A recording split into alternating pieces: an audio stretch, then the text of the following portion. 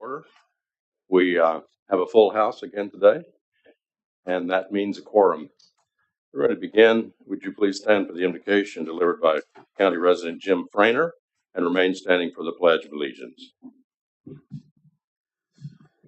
Heavenly Father, what a privilege it is for all of us to live and prosper in the beautiful Texas Hill Country. We ask today for your continued blessing on our community and all who call Fredericksburg home. Lord, thank you for all the freedoms that we enjoy in our land, including the right to assemble and to engage in free speech. May these freedoms never be taken from us. Thank you for the leadership of our town. We ask that you grant them clarity and wisdom in all the actions and decisions that they make today and in the future. May they always be for the betterment of our community.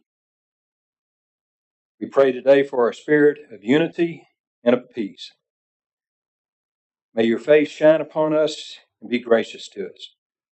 All of these things we ask in the name of Jesus. Amen.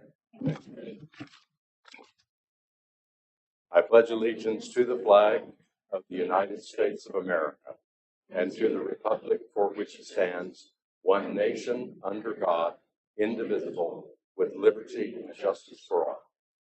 Thank you. Be seated. Item number 4, ceremonial matters, proclamations, and employee recognition. Bailey?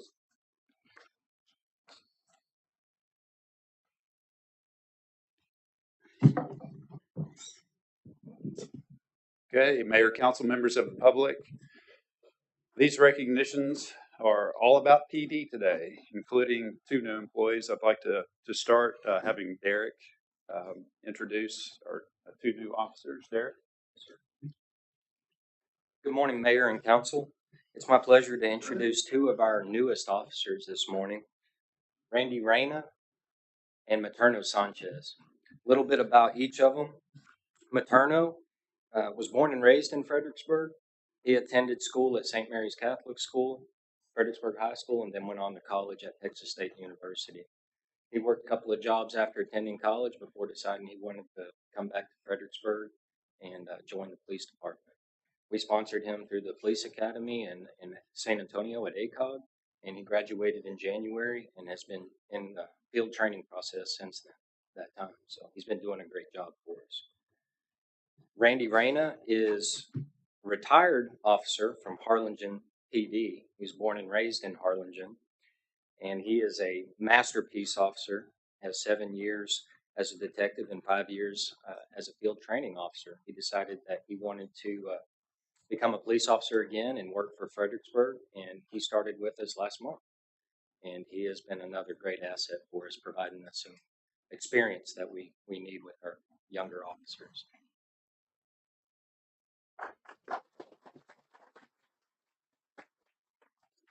Thank you.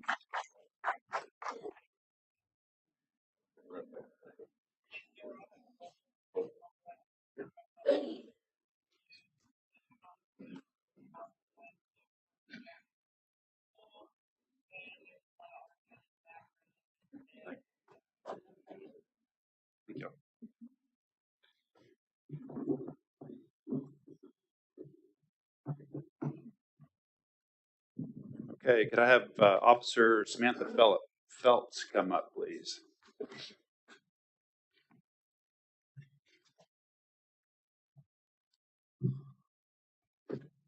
We have 3 recognitions for Officer Phelps. She's been getting after it. I guess, I think this is a competition in PD. This is the first time I've seen Officer Phelps, but there's some of these officers that are truly getting a stack of these. So I'm just going to go over these briefly. The first recognition is from Ben Bossy, who we've had up here a number of times before. He responded to a suicidal female, and he was commenting on the professionalism of Officer Phelps, spending time on the bathroom floor, calming this individual down. I showed a lot of professionalism, a lot of composure during that particular event. We also had a lady that lost an iPad, She thought she lost it at Mamacita's. The iPad had gone dead and was actually in the back of her car. But Miss Phelps was on the hunt for this iPad for some time. So I think that resulted in maybe some cookies for the department too. So, and this is the one that always gets me is that when people get pulled over speeding, whether they get a ticket or not, just the level of professionalism that our officers exercise, they feel compelled to ride in. So imagine that, getting pulled over and you ride into the police chief saying what a great job that officer did. This particular person was an attorney from Houston, pulled over on Friendship Lane. So again, 3 recognitions. Congratulations to you. Thanks for your service and all your hard work.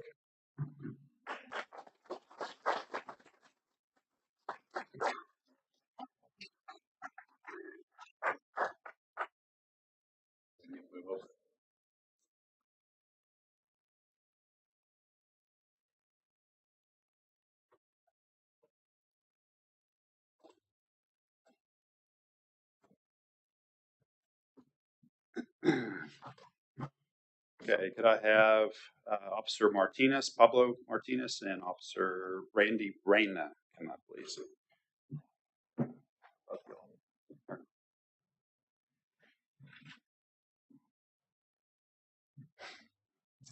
This email was written in by Nick Krupa. We've heard from Nick before, formerly with the county. He writes in to Lieutenant Seelig, said, I just wanted to let you know about an incident where the Kerr County Sheriff's Department filed 2 theft cases on an individual who was preying on the elderly in Kerr County. Once the cases were submitted to their office and they obtained arrest warrants and notified Officer Martinez, within an hour they had the subject in custody. Both of these individuals responded to that. Within an hour, they had this individual in custody. This kind of interagency cooperation is imperative to the safety of our citizens in Kerr County and Gillespie County. And it's nice to know you can rely on folks in the Fredericksburg Police Department. So thank you too, and congratulations to you.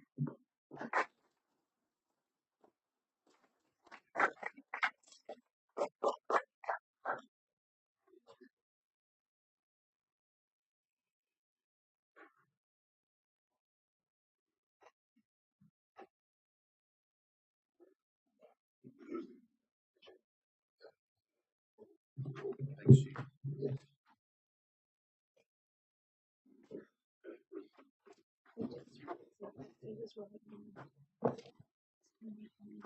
Glidden, have we filled our vacancies now? Please. Brian he's short 7. Ooh. Thank you. All right, we're now at item number 5, council comments. Anyone?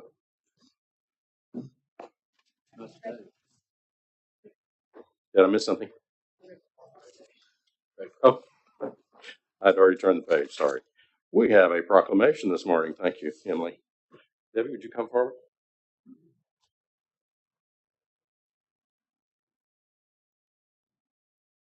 Morning.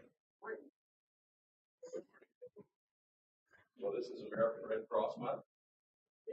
And we have a proclamation that we have in the city where American Red Cross Month. We celebrate the humanitarian partner to help ensure no one faces the crisis alone.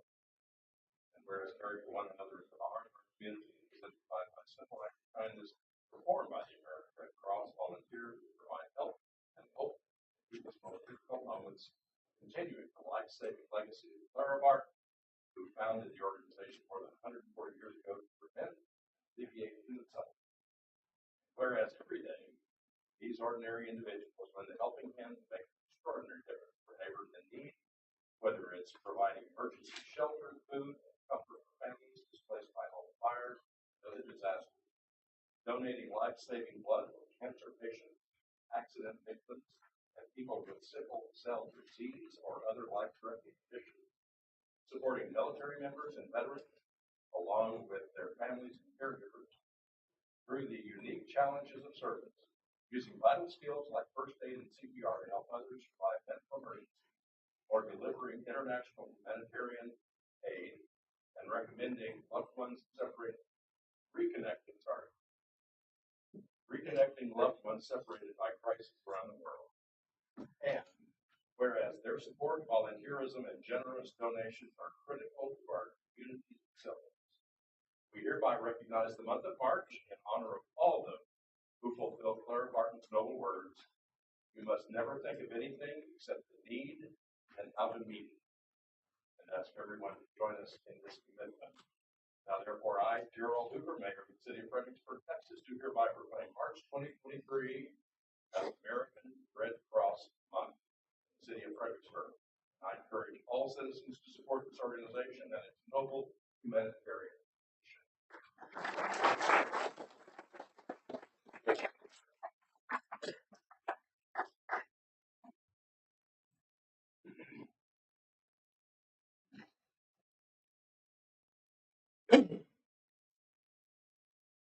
Now are we at council comments? All right. Anybody? I just want to acknowledge, I see Commissioner Olfers there. I just want to acknowledge and thank the County Commission and Clinton and the judge and the staff who made that meeting yesterday possible, the joint meeting. I felt it was a good meeting and a good beginning of some good collegiality between the two groups, so thank you.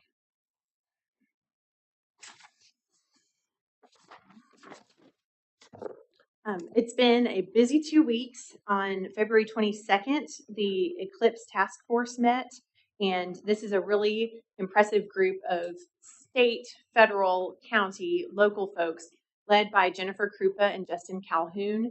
And they've been meeting for quite some time, I think almost 18 months.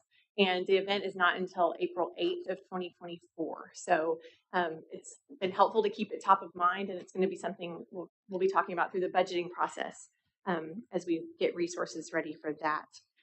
We had a town hall on February 23rd at Eric and Carol Hammerson's house. Thank you for hosting. It was a wonderful event, good turnout. Commissioner's Court on the 27th, the hospital forum, of course, also on the 27th. The first candidate forum on March 1st, chamber banquet on March 2nd, and our city county meeting that was yesterday.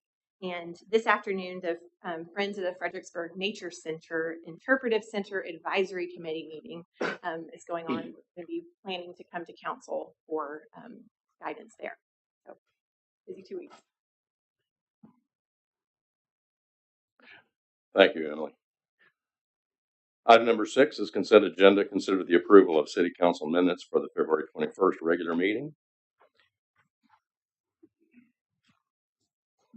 I move we approve. Second. Motion and second to approve the consent agenda. Any further discussion? All in favor of the motion, say aye. Aye. Any opposed? Motion carries.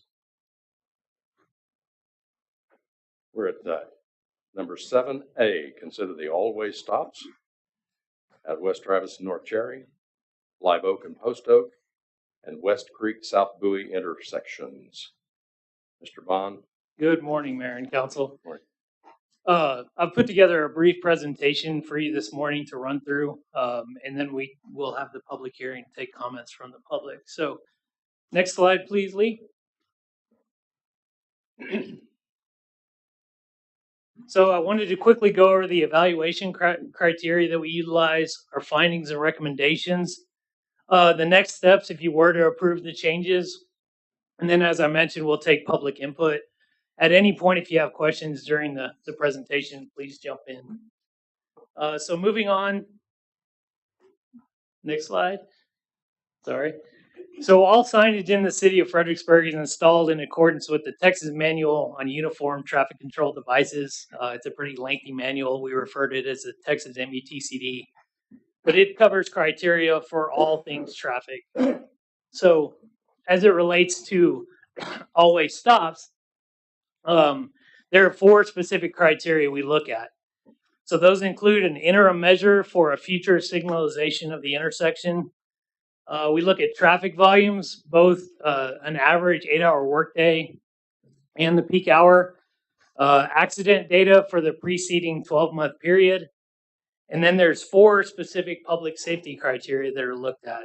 Those include left turn conflicts, non-vehicular traffic such as bicyclists, pedestrian conflicts, sightline issues, and then the overall classification of the roadway. In most cases that we'll be talking about this morning, these are residential collectors. So I want to start with West Travis and North Cherry. I know y'all are all familiar with this area.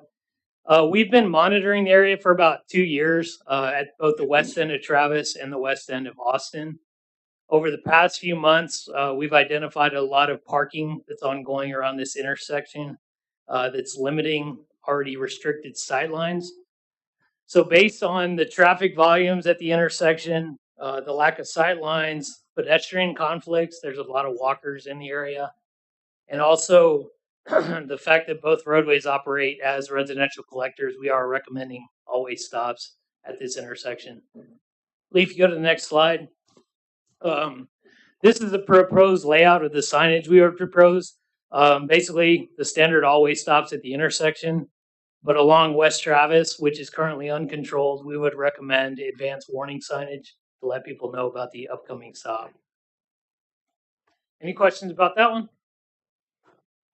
Garrett, are these going to be flashing lights like the one at Milam? I'll touch on it a little, but yes, the previously uncontrolled intersections, we are recommending the edge-lit flashing signage, and I've got some pictures of those. So next up is Live Oak and Post Oak. Back in 2019, the city contracted Riley Mountain Engineering to conduct a traffic impact analysis of this area. That led to the always stops on South Milam at both Windcrest and Live Oak. Those have been very successful and well received by the public. So we've continued to monitor this particular intersection. Since the time Post Oak has been extended between Windcrest and Live Oak, we've seen a drastic increase in traffic. And then, as you're aware, there's a number of developments in and around this intersection, including the TriStar redevelopment. So similar issues at this intersection. You've got limited sight lines, the amount of traffic, and then a lot of left turn conflicts. There's also topographic issues as you come in from out of town. You have some restricted sight lines as you approach the intersection. So we are recommending an always stop at this intersection. Further west of the intersection along Live Oak, there's currently a dangerous intersection sign. We would propose to replace that with the advanced stop sign signage, and again, install the flashing stop signs at the intersection. Any questions on this one? Question on this one. So Okay. it looks really pretty from that map where it looks like it's 90 degrees. When you're there, though, it looks like it's a little off. Would there need to be any kind of restructuring of the corners, or can we just put down stop signs? So the stop signs will help a lot.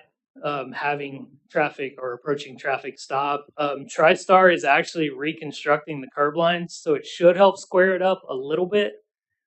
We have had some issues with the construction of that facility, but that should help clean up the intersection as well. That answer your question? Okay. So last but not least is West Creek and South Bowie. So similar to the western end of Travis and Austin, we've also been monitoring the south side of Main Street on the western end of town. As you're aware, this area is utilized as a cut through. We've also seen an increase in traffic along South Bowie. We think that's due to the Ambleside School being located at Pat's Hall now. And there's also been a lot of activity at St. Barnabas Church, which is on the southwest corner of this intersection. So over the past year, we've worked with the street department and expanded no parking zones and removed a couple of parking spaces, but issues still persist. With the speeds in this area, which are around 30 miles an hour is the average, so we don't necessarily have a speeding issue, but there have been some close calls with left turn conflicts. So we're also recommending always stops at this intersection. Lee, the next slide, please. Again, we would propose advanced warning signage. along Creek Street for this intersection. If you look on the western end of this, or the left side, the church does have angled parking, so we want to make sure people can see the stop sign. So we would use the edge lit signage, but we would also propose to put an advance warning sign in advance of those parking spaces. Isn't this the area where we had the town hall in the yard? It is. And there was quite a bit of non-compliance with the speed limit while we were having our meeting there? That's correct. That's correct. Will this help, you think? So, the policy is that stop signs should not be utilized to regulate traffic, but it does help. So you don't use that as a warrant criteria, but it does help that situation. Okay. I will say what we see a lot of times is if you stop traffic or impede the flow of traffic with a speed hump or something like that, people are trying to get from point A to point B quickly. A lot of times they'll stop and then go faster on the downstream side. So that's something we'll monitor with all of these. Right. Next slide, please, Lee. So this is a picture of the signage that Emily was referring to. If the council approves these changes, the street department is prepared to make the installations. We would propose the edge lit signage at these intersections. They do cost just under $1,000 a piece, so they're not cheap. We have discussed possibly taking some down where, traffic is well aware that they're there now. It's a standard all-way stop, possibly relocating them. So that's one question I would have for y'all. Do you want to leave those up or relocate them? The other thing we would do is utilize the portable message boards to let the public know these changes are occurring. Put those out a week or two in advance of the actual signage going up. And then, as Clinton mentioned, whenever we make a change like this, we will continue to monitor the intersections, make sure there are no unintended consequences that arise. So with that, I'd be happy to answer any questions, or we could open it up to the public. I will say, generally, at the town halls and coffee with the city manager, we are hearing support for these types of changes, especially West Travis and North Cherry. That's a very concerning intersection to the public. So,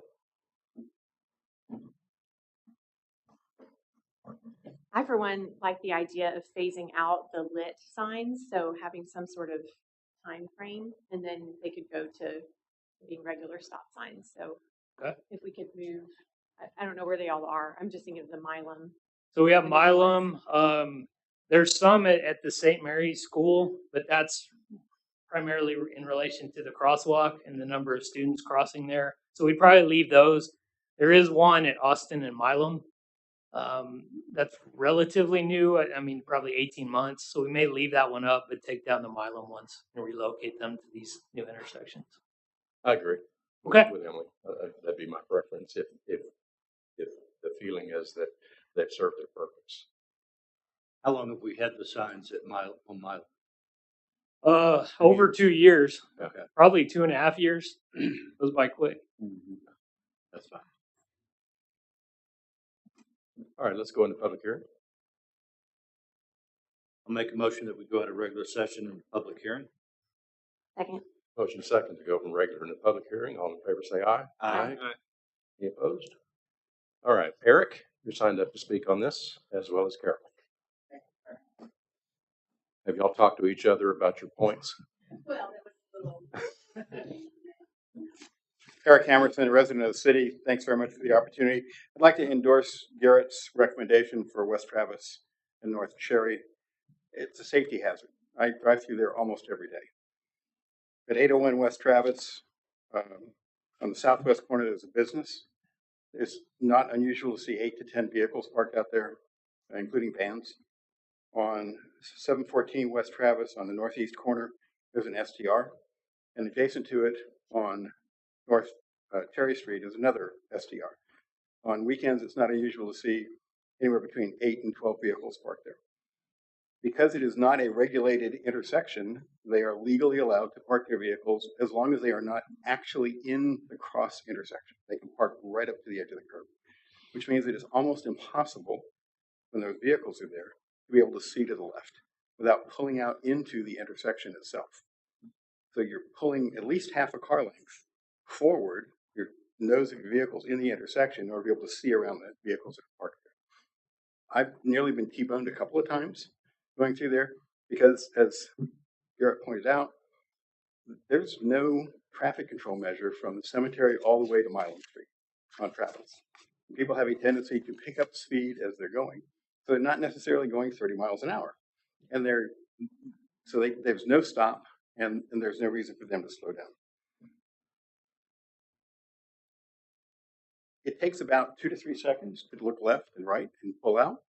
And in that 2 to 3 seconds, a vehicle, which is hidden as you're looking, can make it all the way from where it's going into the intersection itself. So it's just a dangerous intersection as it is. So I would endorse his recommendation for a stop sign. Thank you. Thank you, Eric. Carol? Oh, I couldn't walk up and say ditto, but, thank you for letting us come and speak to you.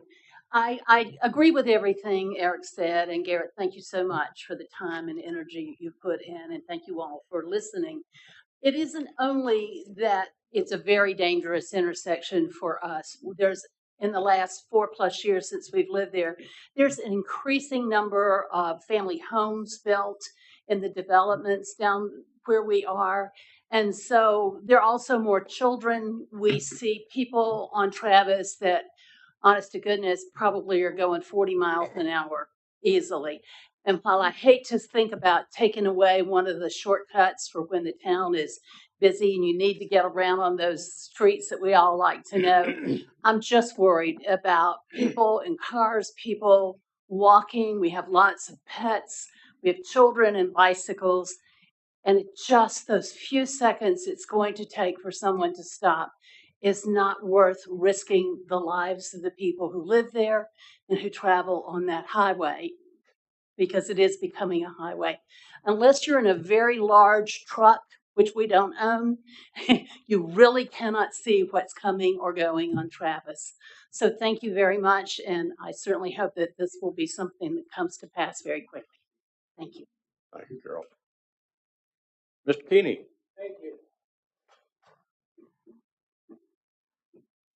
Yeah, I concur. I think those stop signs are well needed, without a doubt. But one thing I didn't hear was maybe putting some of Fredericksburg's finest at those intersections at the beginning, at the times when there's a lot of traffic. For, as we say, people travel the same route.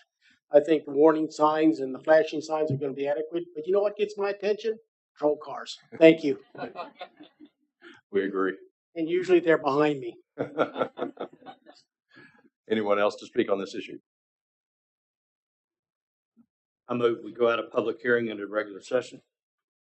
Motion second to go back into regular session. All in favor say aye. Aye. Any opposed? All right. Council, any further discussion or comments or questions? Presentation. I'll entertain a motion. I move we accept the proposed four-way stops as presented by Garrett. Second. Have a motion and second to approve these placement of these signs as presented. Any further discussion? All in favor of the motion say aye. Aye. Aye. Any opposed? Motion carries. Thank you. All right, we're at item 8A, which is to receive and discuss a presentation regarding short-term rentals, the task force recommendations.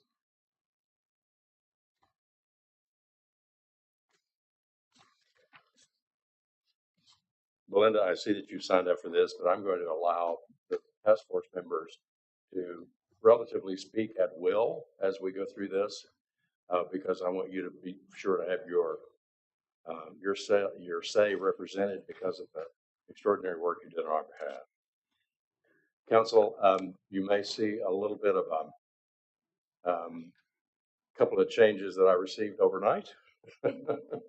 And they're about clarity. They're not about substance.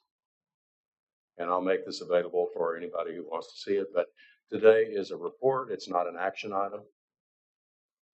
So thank you, Council, for approving this task force and the 90 days you allowed us to meet and deliberate. I want to say that this is only the completion of a next step. and this will lead to council deliberation over everything amending the ordinance. With the delivery of this report, the work now shifts to the council, and there is much to do. I want to take a moment before we get into the presentation to commend, Charlie Keeney and Tom Musselman here, to commend the previous council. Dealing with this during and immediately following the challenges of COVID, and having to make the best of a situation that came on all of a sudden, and having to start with ordinance language already passed in 2013 and 2018 that, in my opinion, did not provide sufficient language to protect our neighborhoods adequately. Their challenges were many, and the biggest part of their intention to stop the spread in our precious single-family zone R1 was largely accomplished. We have too many for the larger objectives related to our housing shortage, but they put the brake on in last April. And now from that process and what we've learned from it, we have the opportunity to put in place measures, putting the precise language in an ordinance amendment that makes sure our neighborhoods are safe from a repeat of that situation. So thank you, gentlemen, and the others for your work. So are we, I'd like to see the slides in front of me if I could. Yeah, go ahead to the next one. So here's the makeup of the task force members, and they are all here today.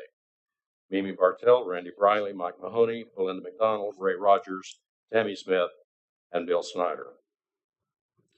The makeup of the task force was left to me, and I chose several of the most prominent spokespeople from the two distinct viewpoints in hopes that we'd find common ground.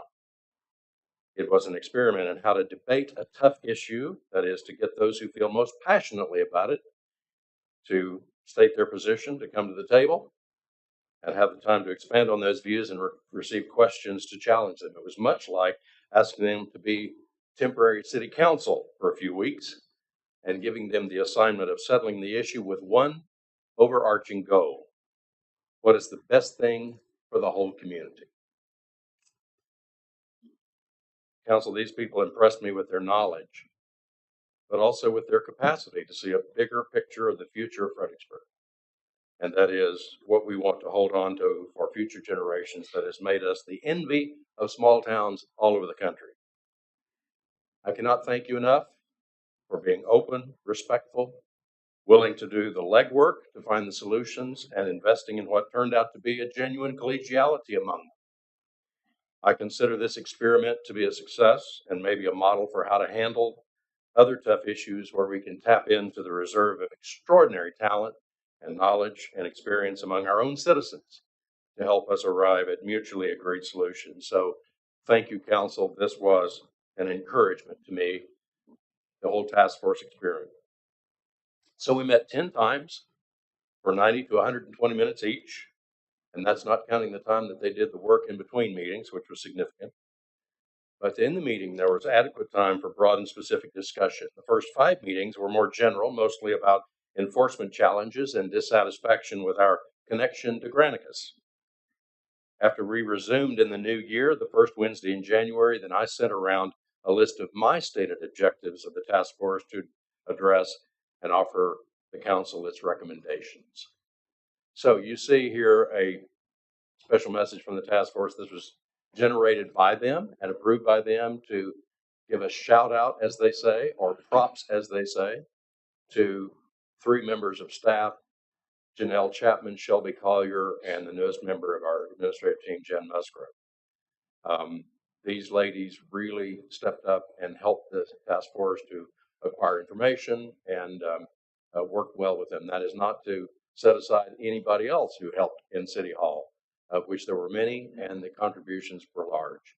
But these particular ladies who handle this every day, and Janelle and Shelby, along with other tasks that they have to do in development services, and Jan brought on the first of the year.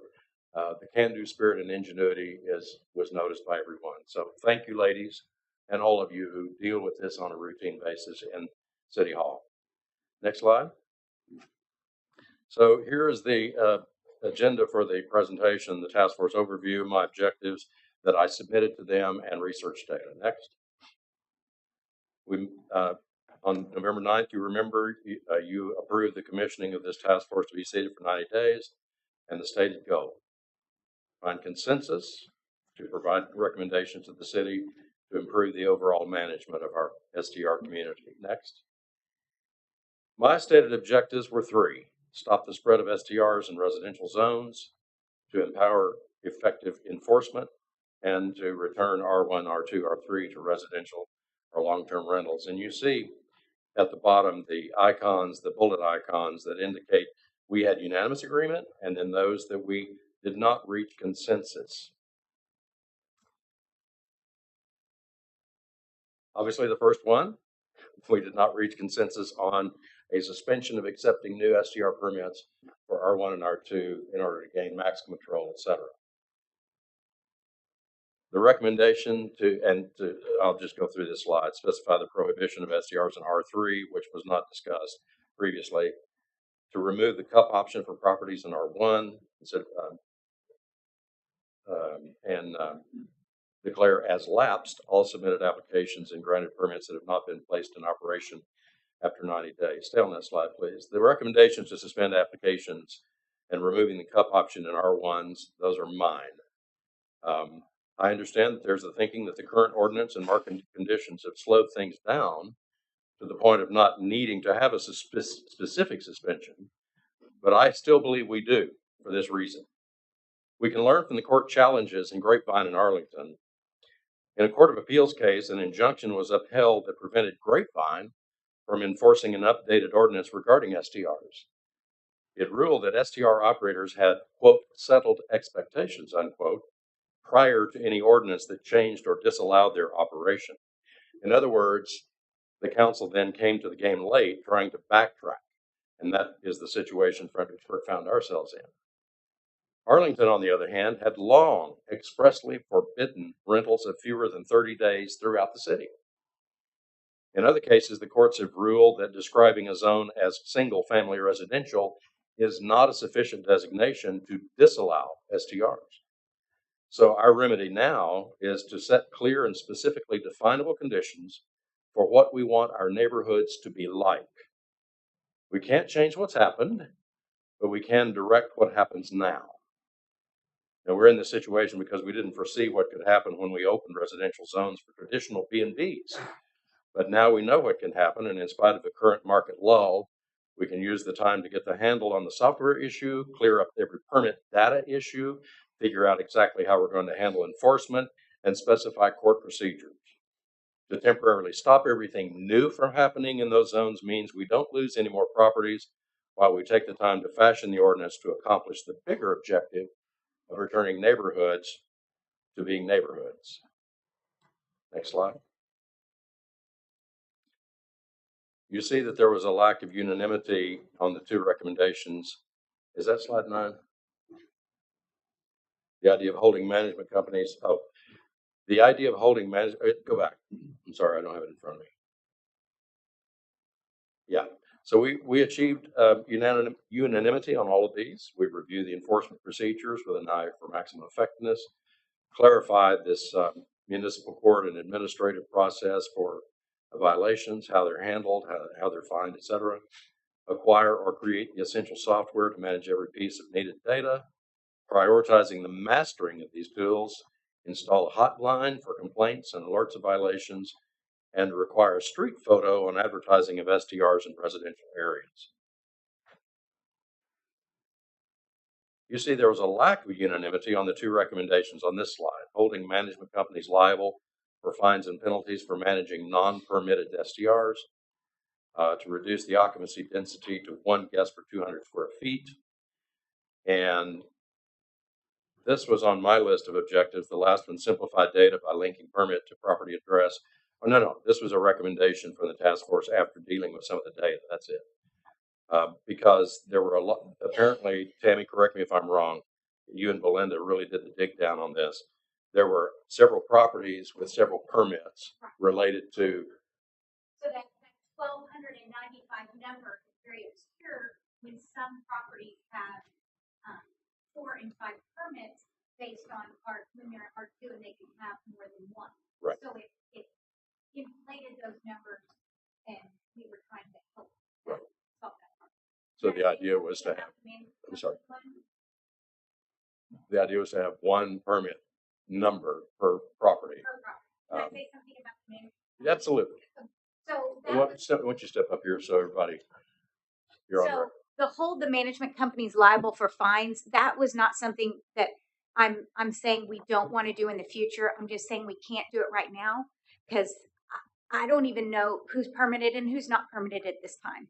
And so we couldn't hold somebody responsible when I know realtors have the same issue. We get a property and they say, here's our permit and here's our permit. And then Shelby goes, no, that's not true. So that was not long term. It was just right now. Okay. Thank you for that. And that's a good time for me to make this statement. This is simply a delivery of the STR Task Force recommendations. All of the provisions will be thoroughly debated and deliberated by council going forward. So there's no action today, but I am telling you what I would like to see happen and what I asked the task force to review. And they were clear. We like this, or we're not sure about this, or maybe later, or follow the path in a certain way or something. That's council's work. Thank you, Tammy. There was a lack of unanimity on those two issues that you see, the idea of holding management companies liable, et cetera.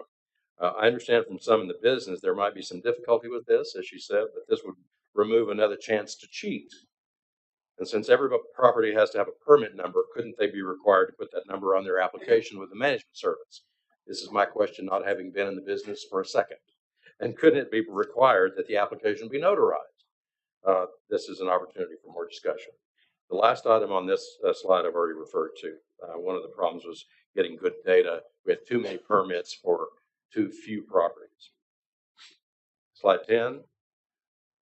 We discussed considering the incentivizing the surrender of SDR permits in R1, R2, and R3 that now exist.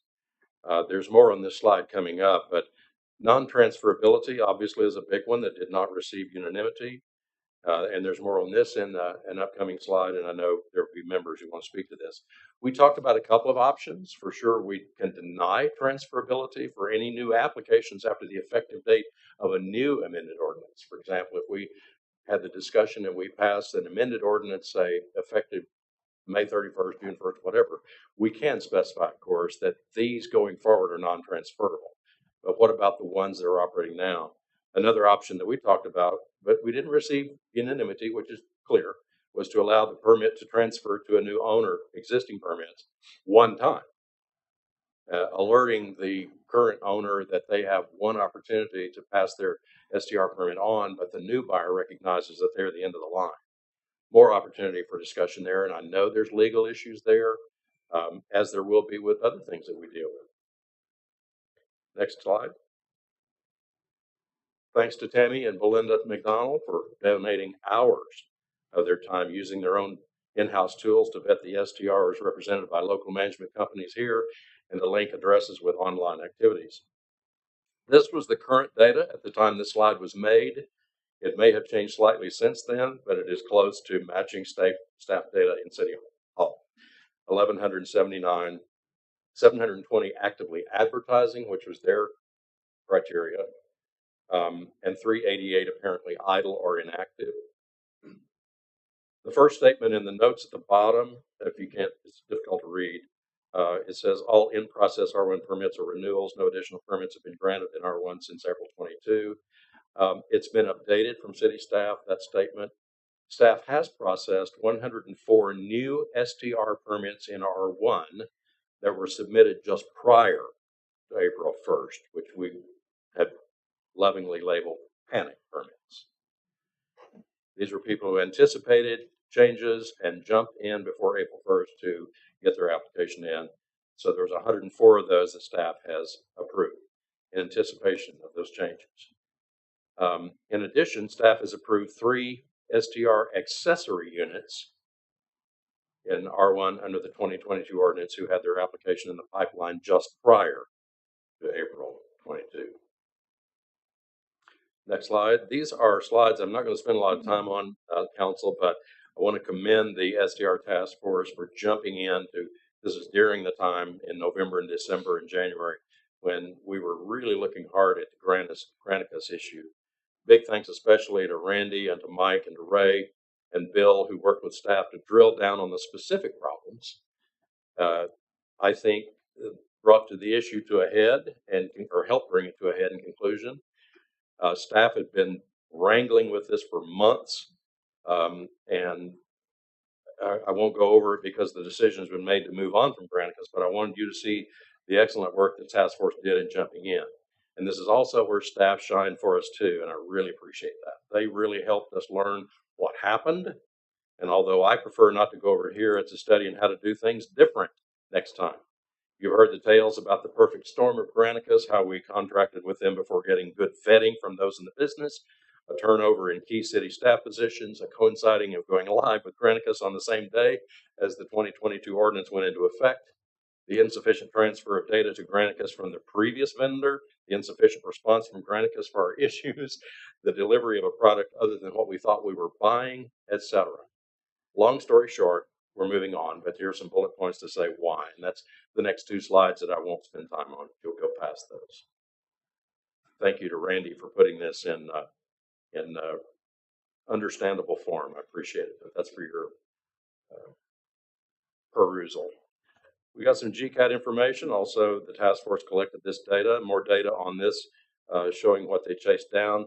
The bullet point down there referring to the 7% differential in taxing value on residential STRs to residential homes. According to Scott Fair, whom I spoke to yesterday, that percentage will change based on the factors that values change every year.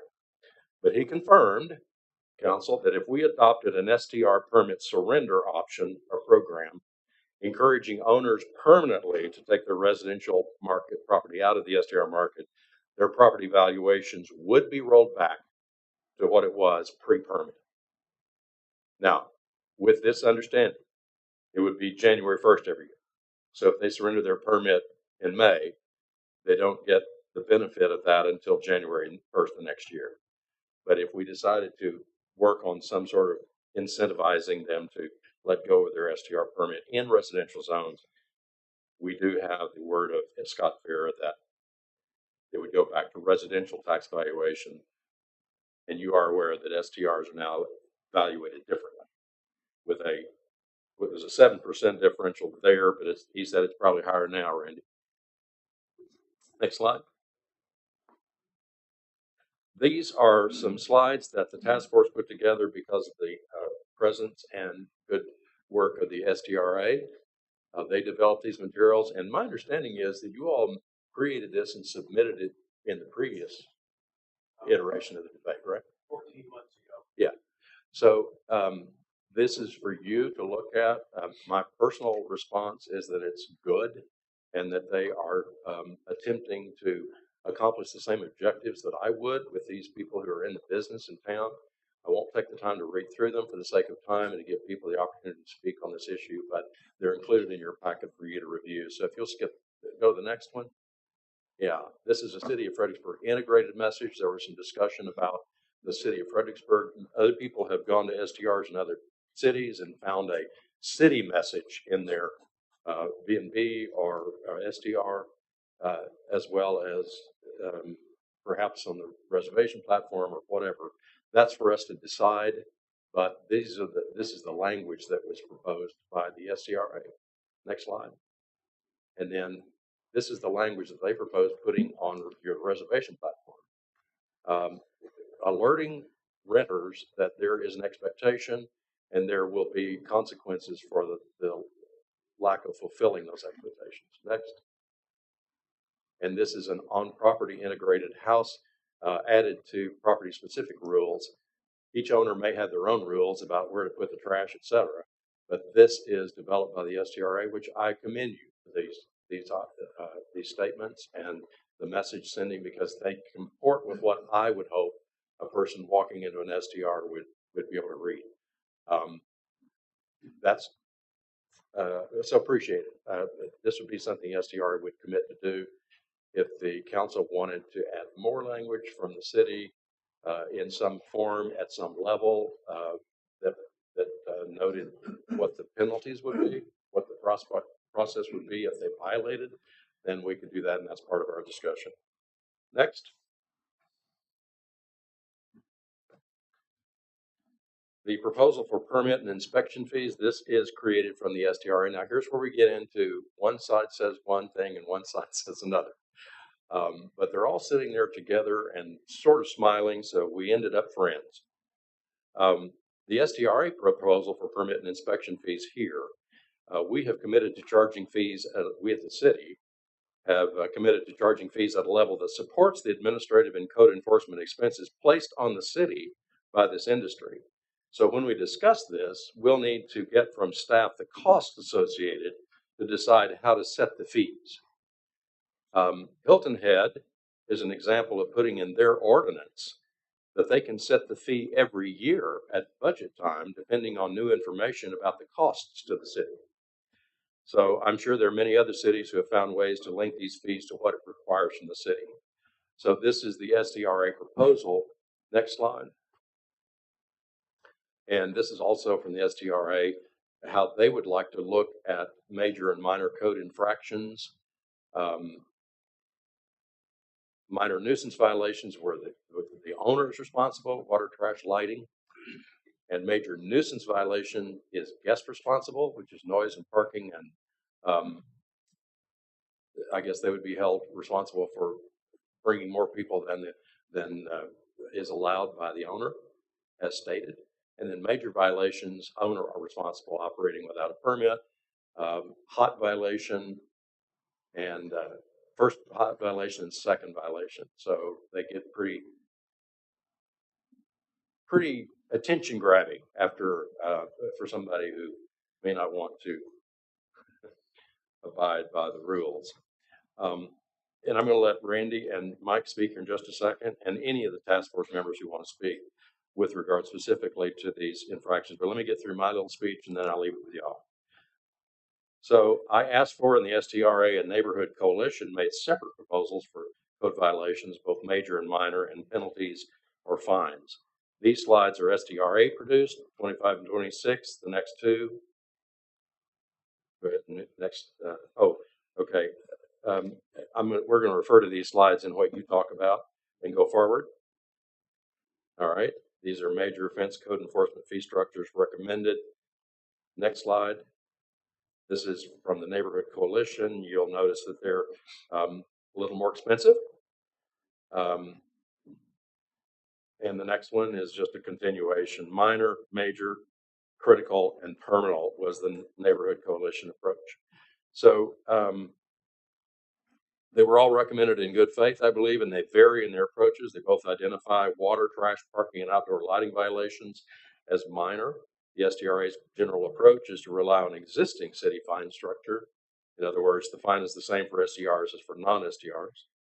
They also recommend these minor violations no matter how many times an owner is tagged.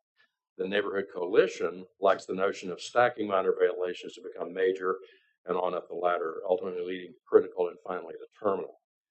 This approach is aimed at repeat offenders who are clearly not in the game of taking good care of their STR business.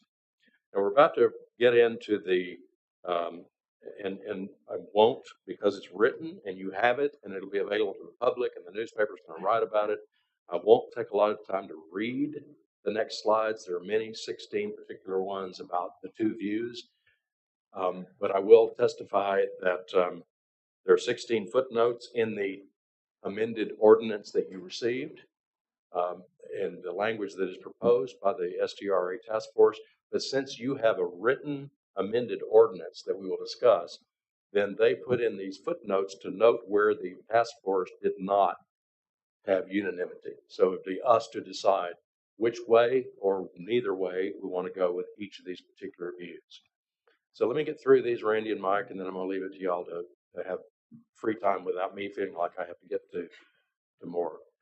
Restrictive lighting requirements, you see. Oh, by the way, when we went through this in our final meeting last month, I asked, everybody was present, and I asked them, does this language correctly represent your view? Whether it's the top part or the second part? And the answer was yes. And then they received this yesterday, and I received some, as I say, some overnight recommendations about clarity, but not substance. So more restrictive lighting requirements. The draft that you have is to require party lights turned off at 10 p.m. Guests will be encouraged to move indoors. The overall issue with the SDRA, as I understand it, you may correct me if I'm wrong, is the SDRAs should be governed by the same codes as residents and not more strictly. So if you're going to have everybody come in at 10 p.m., then everybody comes in at 10 p.m., whether you live there or you have an STR. Next. This was an issue of how to count the capacity. The one group believed that that we needed to address the issue of max occupancy in the smaller homes, that the owner would not have the opportunity to create some weird space to rent based on their square footage. It's the 200, that's the 200 feet or a bedroom count. And then there was an issue over whether it should be 8 or 10 as our maximum. And as you can see, one side believed that the upper explanation was overcomplicating and opened up potential for loopholes. Next. How long should a permit be valid? One side says it should be a year. The opposition recommended a 2-year permit. Next. The Becca sticker. This was discussed, I remember, in the debate. The Becca sticker is it still yellow? Still a BK, as I remember, is a BK silhouette on a yellow. Yeah. Becca sticker. And tell me what BECK? It's business. Business. Do we know? Anyway, it's a Becca sticker, and it's been a while. It identifies, we had these at the museum, I remember, and they were on the front doors, and they gave emergency personnel the opportunity to immediately know who was responsible and how to respond to an emergency. And it was originally proposed by staff. Our city attorney believes this is for the benefit of law enforcement. If we see a need for a sticker regarding SDRs, we need to develop our own regime. The opposition said, do we really need a sticker if you're going to have these other things that we recommended, such as a SDR map, interactive map, and so forth? Do we really need the sticker? And would law enforcement who's responding to something have in their technology, knowing whose property this is, it's an SDR and so forth? And it would be something else staff had to keep up with. That was the opposition view. Next. This is that interactive map. I know that Council Lady Kirchner had recommended this, and at least some form of this, maybe not this specific. Also, Tammy Smith talked a lot about this in our task force meetings. Makes a lot of sense. The issue in the opposition, as I understand it, was what information needed to be there, because there is a privacy issue, especially since 65% of SDR owners, according to them, are women. So how do we maximize the use of this SDR interactive map without unnecessarily violating privacy issues? Next. New permits will not be transferable. We talked about this. This is going to be a big discussion in the council, I assume, about whether to transfer, how to transfer, when to transfer, etc. The opposition believes that that would be terminating property owner rights, and there's no language in here that specifies just new permits. So this is going to be a legal issue, the transferability.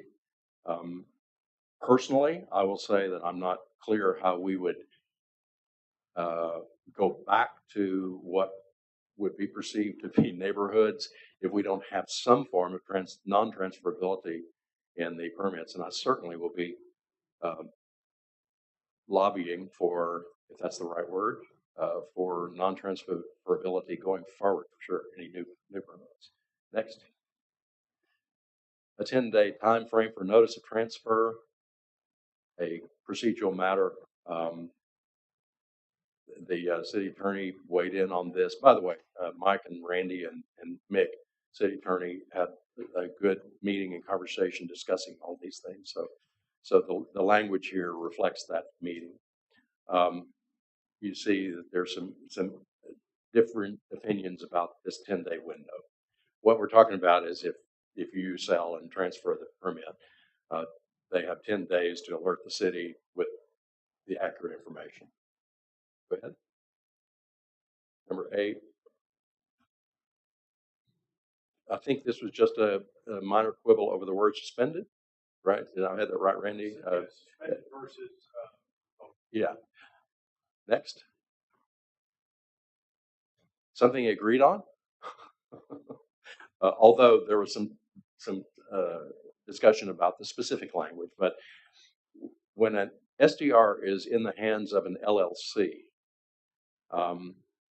there is the opportunity to cheat when you might change ownership, but you really didn't. You just put another person in the LLC as the listed owner. So this is an attempt to address that loophole. Go on. Similar to footnote 1 about the restrictive lighting and noise. I'm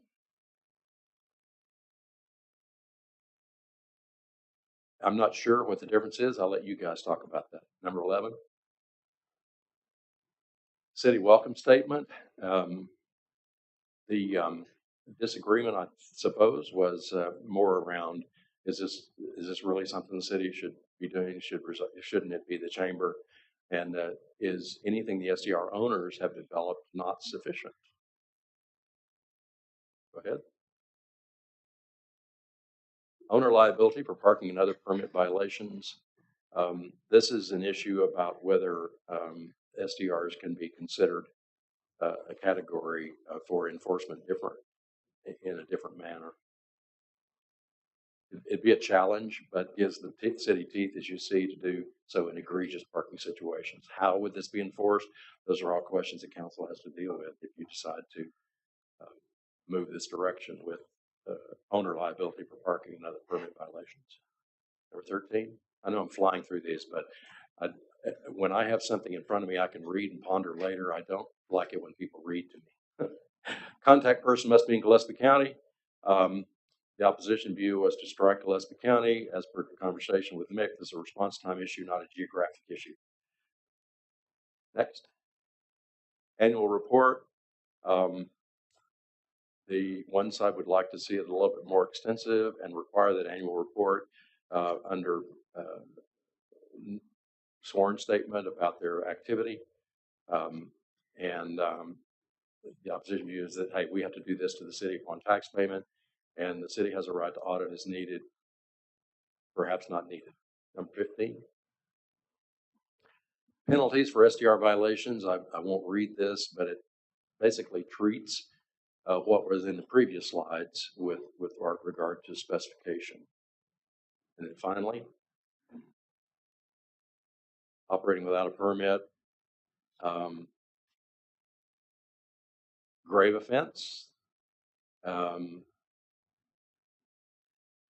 timing issue. Penalty should fit the crime.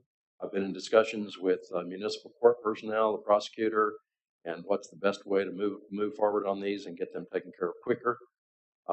Put people out of business who are determined not to follow the rules. The opposition view is it should be 1 year, not 2. My view is whatever we can do to make it unfeasible. Is that the right word? Infeasible or unfeasible? Mick, which is, you're a linguist. Okay. Infeasible, unfeasible, making it unfeasible for people to operate STRs who don't want to follow the rules in Fredericksburg. Just too much of a hassle. I'll go somewhere else. All right, that's the extent of this. In summary, before I recognize STR task force members, the process was satisfying because the people involved did their work well. I thank you. Thank you, Belinda, Bill, Mike, Mimi, Randy, Ray, and Tammy. The city owes you a debt. Now it's in the hands of the council, and I look forward to doing what's necessary to lay a new, well-worded, and airtight ordinance that states our primary value of keeping neighborhoods places where people live. That's my view. One citizen comment here from Tim Riley. Despite all the time and hard work of some, the STR ordinances only represent a small perspective that does not support the fervor of those who want to save our neighborhoods. I only hope the conclusions drawn from the task force will be filtered through the knowledge that these issues were fostered by our leaders. The creative ideas and necessary actions needed to maintain a high quality of life for our citizens should be focused on increasing financial property holdings, parks, creeks, water, and education to all, not just those who can afford to continue to support the status quo. And so at this point, Council, I'm going to ask, in conjunction with this report, Randy and Mike to speak particularly on the ordinance issues and actually anything else you want to. But I ask you to allow me to be the only long-winded speaker. Randy? And task force members, anybody, I'm going to give you the opportunity to speak if you like. Well, thank you, Mr. Mayor, City Council, and City Staff. I'm Randy Riley. I do live here. And first of all, I'm very honored and flattered to receive the call from Gerald to ask me to be on the task force. And we actually went and had coffee at Granicus and sat down and had a really good heart-to-heart conversation on what's important to us as individuals. So I appreciate the opportunity here, Mr. Mayor. I absolutely believe this is the right approach to solving complex problems. For probably 2 years, I will say Mike and I probably sat on opposite ends of the room here, just because we didn't probably know and trust each other quite so well. And I believe that that's changed. I consider all the people on the task force now friends, and with a great deal of respect for all of them.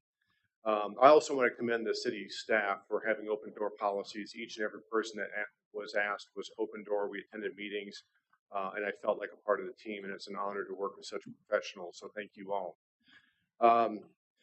I thought about this last night as I was writing notes. As you all know, I'm now running for city council, and I thought about it as I write my notes and the work that we did. Do I view any of that differently through the lens of a candidate or a private residence? And the answer is absolutely no. I stand by every word I've written and every position I've taken. I will say that we agreed on many areas. I'll be honest, I was a bit surprised the first couple of meetings we sat down, we were shaking each other's head and saying, yeah, that makes perfect sense to me. I understand now, Mike, why your position is this, and I got that. But there's also areas that we passionately and respectfully disagreed and debated, and we continue to do so. And I think that's healthy. That healthy tension is important to a thriving community. The presentation you just saw, you saw where areas of agreement and disagreement were well annotated. As the mayor mentioned, there were hundreds of hours here, and probably the most extensive time spent really was Mike and the work he did in the ordinance, and Belinda and Tammy with a number of hours researching the data. It was literally hundreds of hours during the Christmas break that they went and did that work. The Granicus work took me a fair amount of time, but it was it pales in comparison to what these folks did.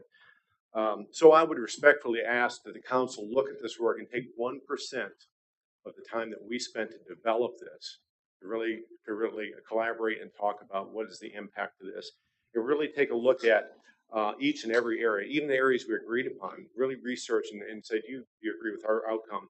Because I will say moderation and balance are key to solving this problem. And ask the question, does this serve our community first? Does it serve our private residential families first? And does it also serve the 300 plus individuals who live here and run short-term rentals because of perhaps tax burdens and they're paying their mortgages? So there has to be a balance between that. I would ask that. Lastly, fines and penalties. You saw the penalties I wrote 14 months ago with Belinda's help and Tammy's. So we believe firmly in effective code enforcement and penalties to correct behavior. With all due respect to our police officers, if they pull you over and give you a speeding ticket, it's to correct your behavior and get you to slow down and be a better driver.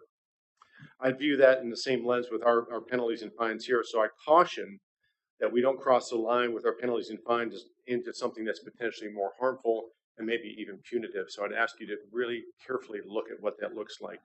And lastly, I will say that we're all friends and neighbors. And grace is a part of our culture in Fredericksburg, Texas, and we need to protect that as well. So thank you for your time.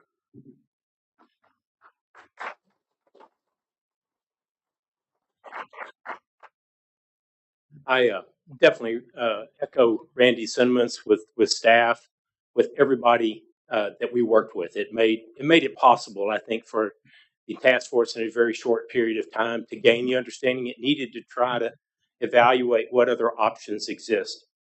And Mayor Hoover, I want to thank you for taking a chance at convening such a diverse task force.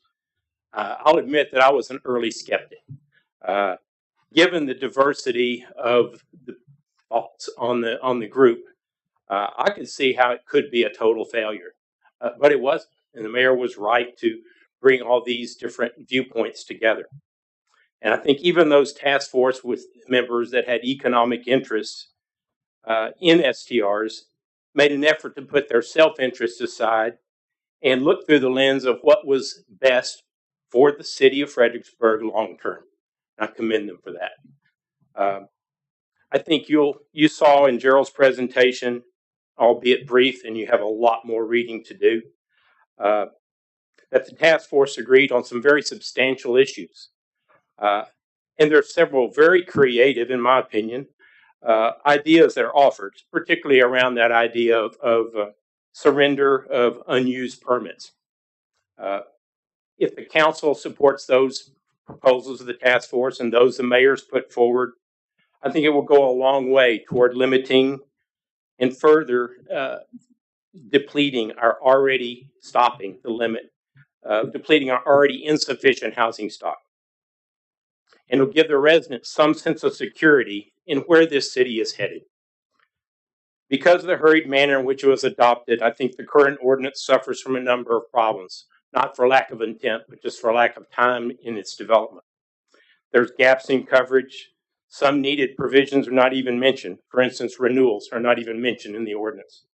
And there's a general lack of specifics and clarity. This has made it difficult for both city staff and operators to interpret what the requirements are and how to enforce it. I think the members of the task force made a concerted effort to try to address these problems, add specifics that should improve enforceability, and we prepared a draft revision that we believe makes the ordinance more clear and less susceptible to multiple interpretations, especially as to how it applies to existing STRs and new ones going forward. Hopefully, this draft will be a starting point for the city council, the city attorney, and staff to work forward to develop, hopefully, a functioning revision. In the draft, we also endeavored to eliminate subjectivity and to make it very clear to what is a violation, what fines apply, when violations may result in a temporary suspension, and in rare circumstances, a revocation. On issues of the ordinance where the task force did not reach consensus, we tried to explain the differing views and left them in the document as footnotes that Gerald went through very, very briefly for the council's reference in their decisioning process. In the interest of time, I don't think it's effective to go through those in detail. You've got them. I think the sides tried to present their ideas and they're memorialized there for your consideration. When you make these decisions, the Neighborhood Coalition encourages the council to make it hard on bad operators. To one, make the fine structure so it would be costly for repeat violators. They shouldn't be able to just pay fines as a cost of continuing to do business. And two, in addition to fines, continued violations of even minor regulation should end up potentially resulting in a 90-day suspension. Financially, this hopefully will motivate the good operators to remain that way and encourage the bad operators to leave the business and either sell to an operator who can follow the rules or to an individual family that wants to be a full-time resident. The STR issue is a challenging one. And for some of you, I understand it's become a tiresome one.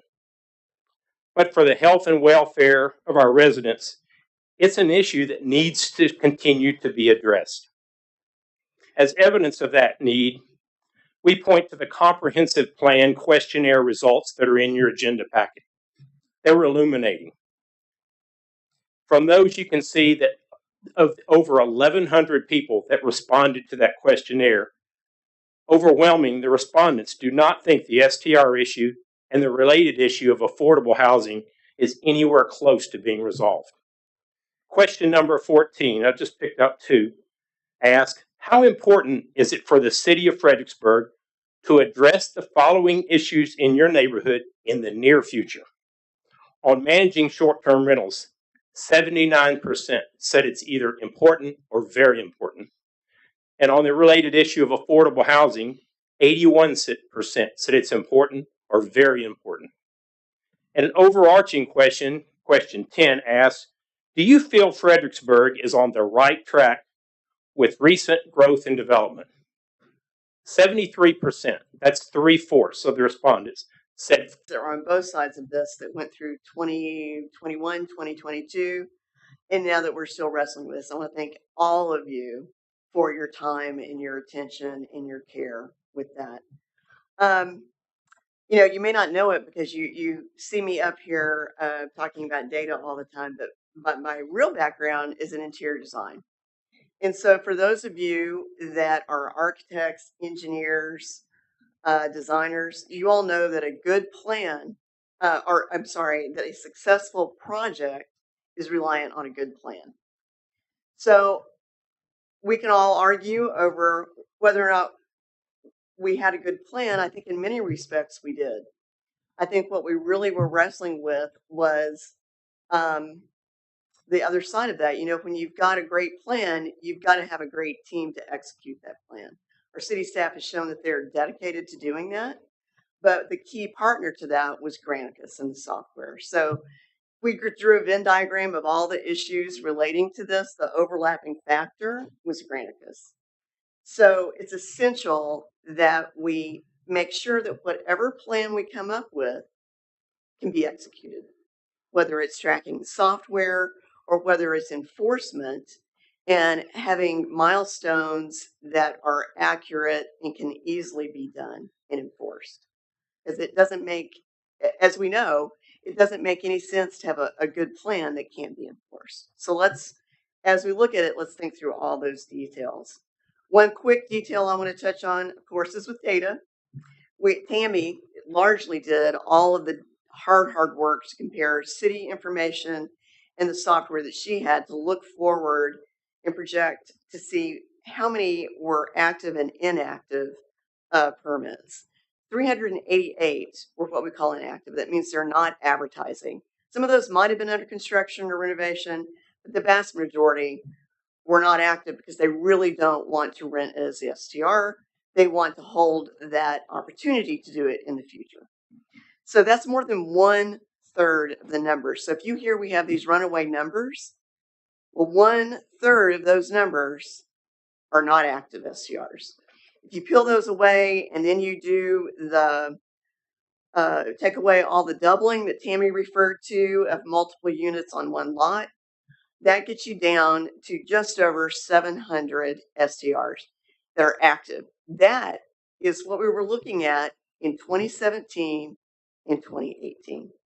So we do not really have a runaway. We may have had a lot of buying and selling over the last few years, and that was creating churn as it went through the city and duplicating their efforts.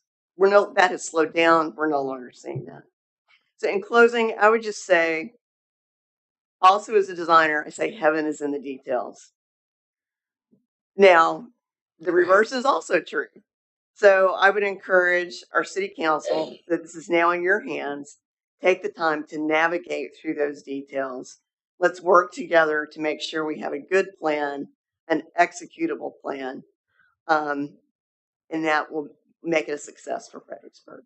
Thank you.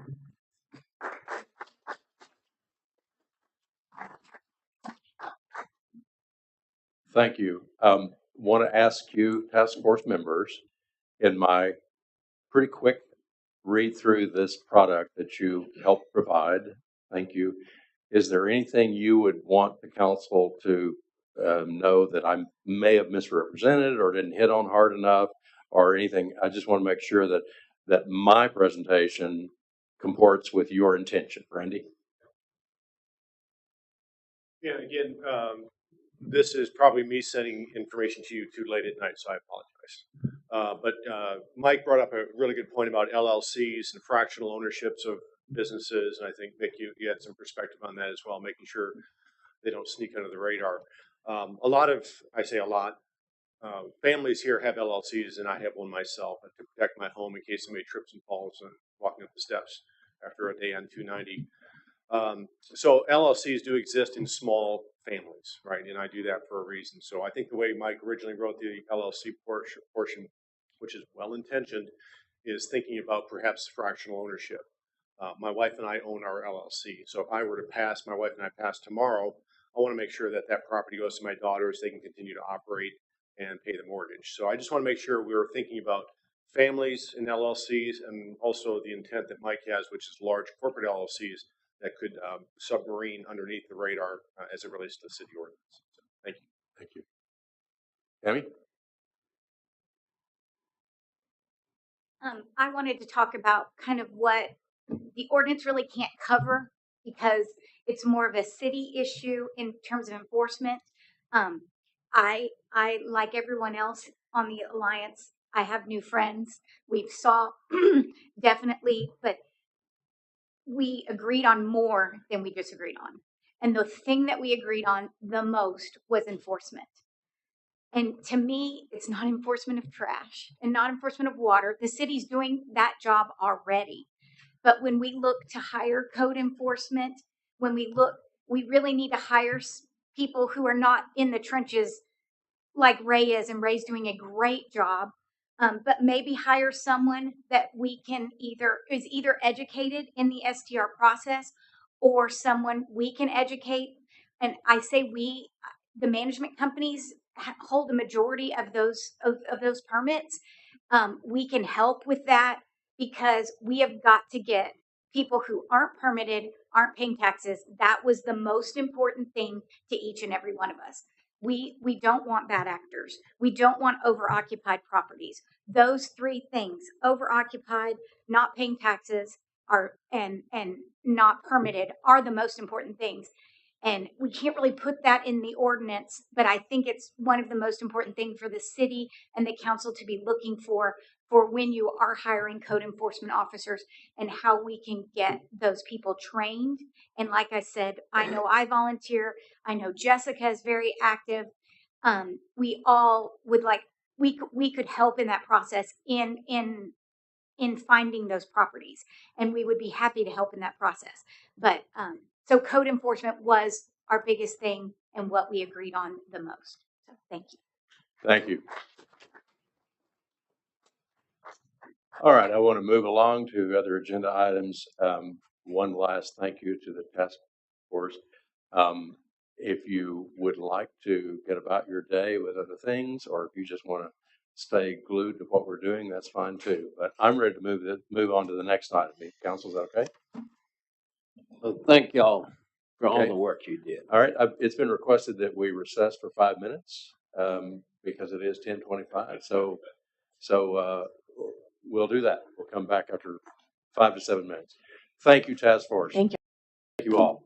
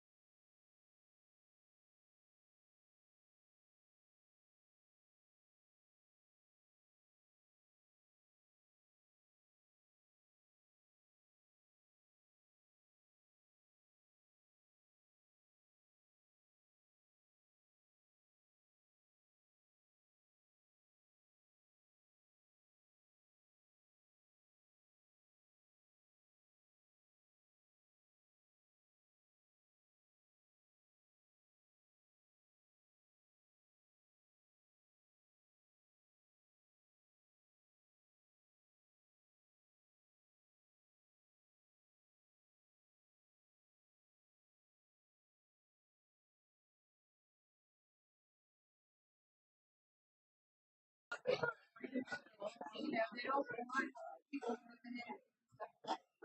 like, come in and want to change, but there's a reason why we're doing it. You know what I mean? It's just.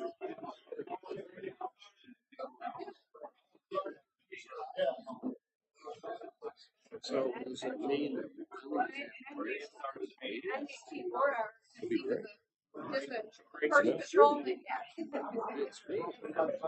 EDC, they quit coming.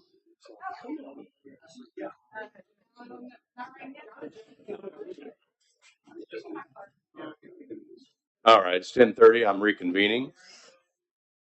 Thank you. All right, we are now at 8B. Consider the approval of a release of easement, electric easement and right-of-way easement use agreement at HCMH property. This was tabled from a previous meeting. Mr. Canese, any further presentation? No, sir. Like you said, this was an item that was considered on February 8th. Nothing has changed in this regard. Be happy to answer any questions, or I can give a brief background or presentation if you'd like to do so. You want me to give kind of the 3 areas that we're looking at considering today? All of the documents are a repeat from last time? Yes, sir.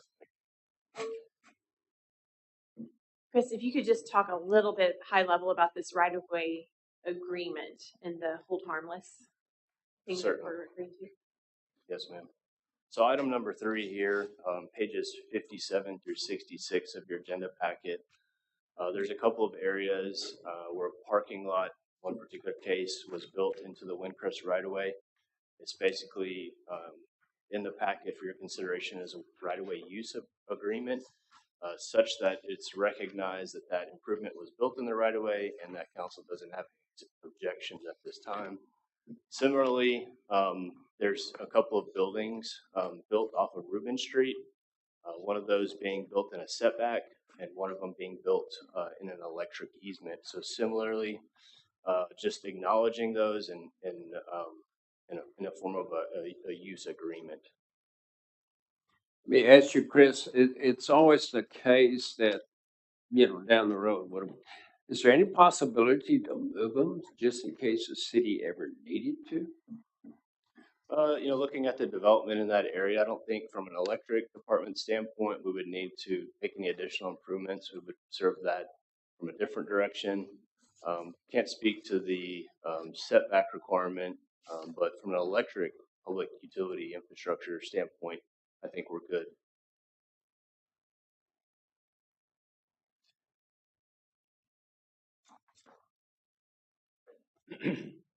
Further comment, questions? Yeah, I do. I opposed the release of the easement originally because I was opposed to the sale of the hospital. I served 9 years on the trustee board. I served 10 years on the foundation board. I went on to serve another 5 years on the Texas Healthcare Trustees Board. With all of that time spent, I have friends and contacts all over the state of Texas in small and rural hospitals. And what I'd like to say to all of you is that 5 years from now, we're going to be going, what on earth happened to our wonderful hospital? That's become irrelevant, but I oppose the release of the easement, trying to get Hill Country Memorial to come to the table. And thanks to the help of the mayor, we got them to come halfway to the table. We'll come to the table, but we will not hear any opposing views. So this created the forum. Incorrect use of the term, because the forum is an exchange of ideas. There was no exchange of ideas. There was a slick presentation by a bunch of really slick people, and 500 people attended. That's a huge attendance for Fredericksburg. But what we learned was, first of all, that we have no choice in the matter. But the other thing we learned is that mistakes were made.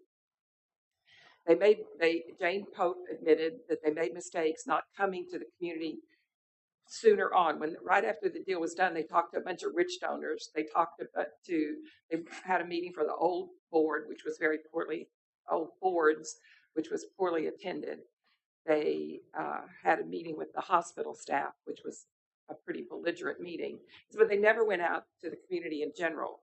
So in this community in general meeting that 500 people attended, Jane Pope admitted that they made mistakes not going out to the community, and that they made a mistake taking all of the trustees' names off the website. I can't imagine sitting on a board and somebody saying, we're going to take this action, but we're going to take your name off the website so nobody knows who you are, because some of these people don't even live here. I don't even recognize some of the names. I can't imagine sitting at a board table and saying, yeah, that's fine, take my name off, I don't care. So now we're down to the problem where we have no choice in the matter, but I'm hoping that there's some choice here in the management of the money. This board that made these mistakes told us we are going to appoint the board that takes care of all of the money. And tough, we don't care what you think this is. And some of them are the same people that had their name removed from the website and made all of these mistakes. Now they are going to manage this money. I see the money as community money. I know that many of you have heard over and over again that when they started the hospital, 93% of the people in the county gave money to start the hospital. My father was one of the people that was out collecting these fruit jars with pennies in it. And they worked very hard to get this hospital started. But it wasn't anybody else's money. It wasn't some rich family's money. It was the community's money. So if you sell the community hospital, all of that money is community money. And there needs to be some community input to how this money is managed. These people are going to invest in excess of $150 million. They're going to decide how it's going to be distributed and to whom.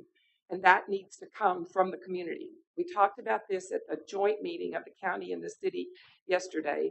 And there was a suggestion that we add in the school district. So then you have people that have been elected by the community, the city council, the county commissioners, and the school board. If those people could come together and help appoint a board and that go on in the future, then I think we would have a much better representation. So I'm just saying, I will not oppose the easement, the release of the easement today, but I wanted to explain why I opposed it and ask anybody that hears my voice, make this public outcry. Say to the officials at Hill Country Memorial, we want a community voice in how this money is invested and distributed. Thank you. I reiterate, Sharon, I spent 15 years affiliated with the hospital, trustees, authority board, foundation board. Never in those 15 years was there even any mention of selling. We had plenty of people trying to buy us, and we'd turn around and say, well, maybe we ought to buy you. I'm just totally amazed the way this ended up. Those 11 board members, as far as I'm concerned, did a discourtesy to this community. And like Sharon says, get ready, guys. They're going to have layoffs. We're going to lose some practices. You're going to San Antonio. So I will vote for this easement. I realize they really have nothing to do with it. But as like before, they didn't ask us about anything until they needed us. So I don't know. I've lost a lot of sleep over this thing. But we'll release the easement as far as I'm concerned.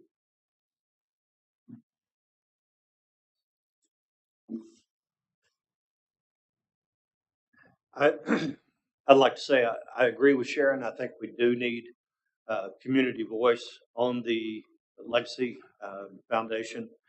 I believe it is the community's money, and we need to make sure that when the foundation spends that money, they take the community in at heart. I'm in agreement with passing the release of easements or the easements. So anyway, I would like to see more community representation on the foundation board. I appreciate your passion. It's meaningful to me as a person who moved in 27 years ago and wasn't here during those early years and through the years that you all have served on that board and seen the hospital be essentially a community initiative all through these years. I know that the 27 years I've been here, that's been the case. Find ourselves in a difficult position, but I want you to know that I really appreciate your passion and the way you expressed it today. I'm ready for a motion. I move that we approve the release of easement, electric easement, and right-of-way easement use agreement to Hill Country Memorial Hospital property. Second. Motion second. Any further discussion? Just to be consistent, I'd like a roll call vote, please. Ms. Joseph? Aye. Mr. Klein? Aye. I vote aye. Mr. Watson? Aye. Ms. Kirchner? Aye. Motion passes unanimously. Thank you. Item 8C, discussion and consideration of approving a change of the format of city council meetings. Again? Yes, sir.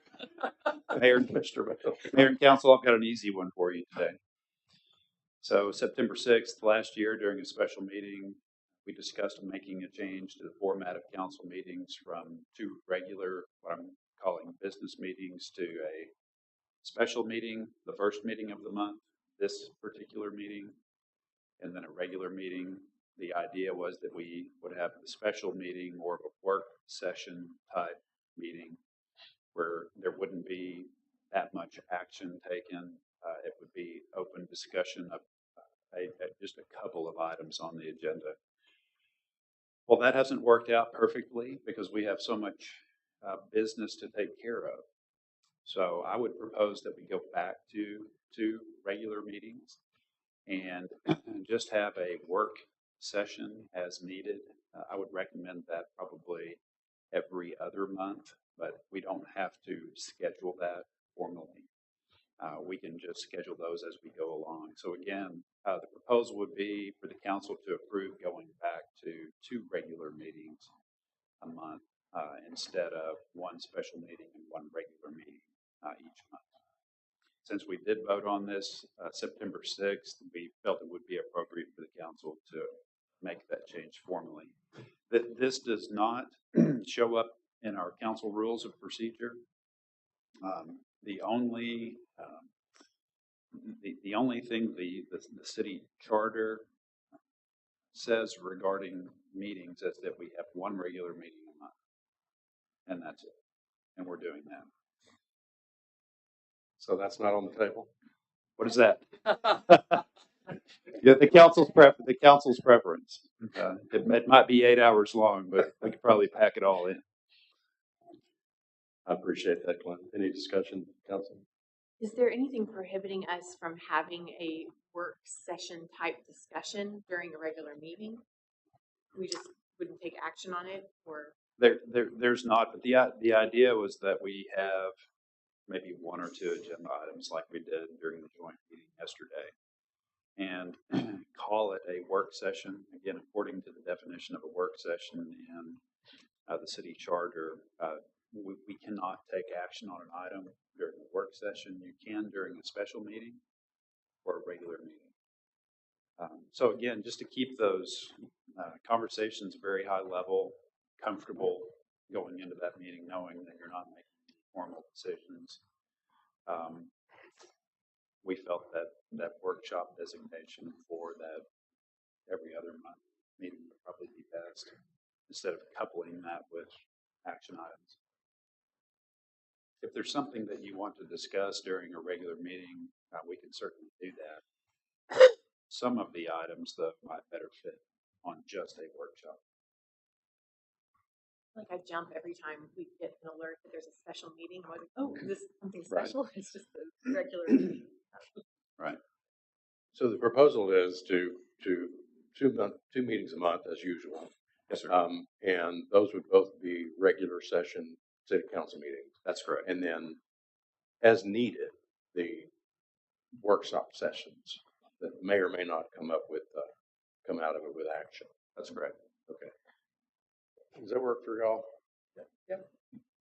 All right. Well, you need an action on this. I would like for the council to formally approve. Right. Let's alter the procedure that way. I move we go to 2 regular meetings a month and work sessions as needed. Second. Motion and second, as Mr. Fagley has outlined, 2 regular meetings a month and work sessions as needed. Any further discussion on the motion? All in favor say aye. Aye. Aye. Any opposed? Thank you, sir. Item 8D, discussion and presentation on water conservation and drought contingency plan. Is this you, Mr. Canese? Yes, sir. Okay. And Mo, I see you're signed up to speak. You want me to present? Yeah, go first? ahead. So this is just a follow-up presentation from our discussion and large presentation that we gave at the last council meeting, a joint presentation between city staff and Mr. Paul Tiber with the Underground Water Conservation District. The first few slides here I'll go through fairly quickly. They are repetitive slides from the last meeting, but it kind of sets some of the tone as to why we're even having this discussion at this time. So we'll look at the historic local rainfall well levels, where we see in our aquifers currently. We'll talk about the water conservation drought contingency plan as set forth back in 2014. We'll look at the local drought index. I do have an updated slide from Paul Tiber, a number. It hasn't changed much, 200s in fact, since the February 4th timeframe. And then we'll look at, get some council consideration and feedback, and really spend the majority of the presentation on the last couple slides. And that is some of the difference between stage 4 and stage 3 and stage 4. So just running through really quickly, again, why are we having this conversation? If you look at the last 20 plus years of rainfall data, the last 4 plus years have been below average rainfall, considered a drought, and it continues, particularly last year when we had just over 13 inches of annual rainfall. Next slide, looking at the 10-year historic rainfall data, again, just a little bit of more recent snapshot. Again, just showing those last 4 years and kind of the results of what we'll see in our aquifer on the next couple of slides here. Because of that lack of rainfall, this is the canal well field. 1 year, we're showing about 17 feet lower than we were this time last year. Last year, we were also obviously below rainfall, and our aquifer started at a lower level. So just starting this year in a more worse condition than last year. And then just looking at the canal well field, historically, the trend lines, we continue trending down over the last 5 to 7 years. I will note on this slide, if you look at the far right portion of the slide, we hit an all-time low in the canal well field water level last year, about 105 feet below the ground surface.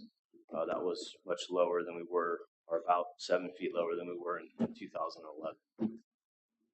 On to the next slide, that's the other well field, the old San Antonio Road well field, over about 10 feet lower than we were this time last year. Again, just representative of the lack of rainfall over the last few years.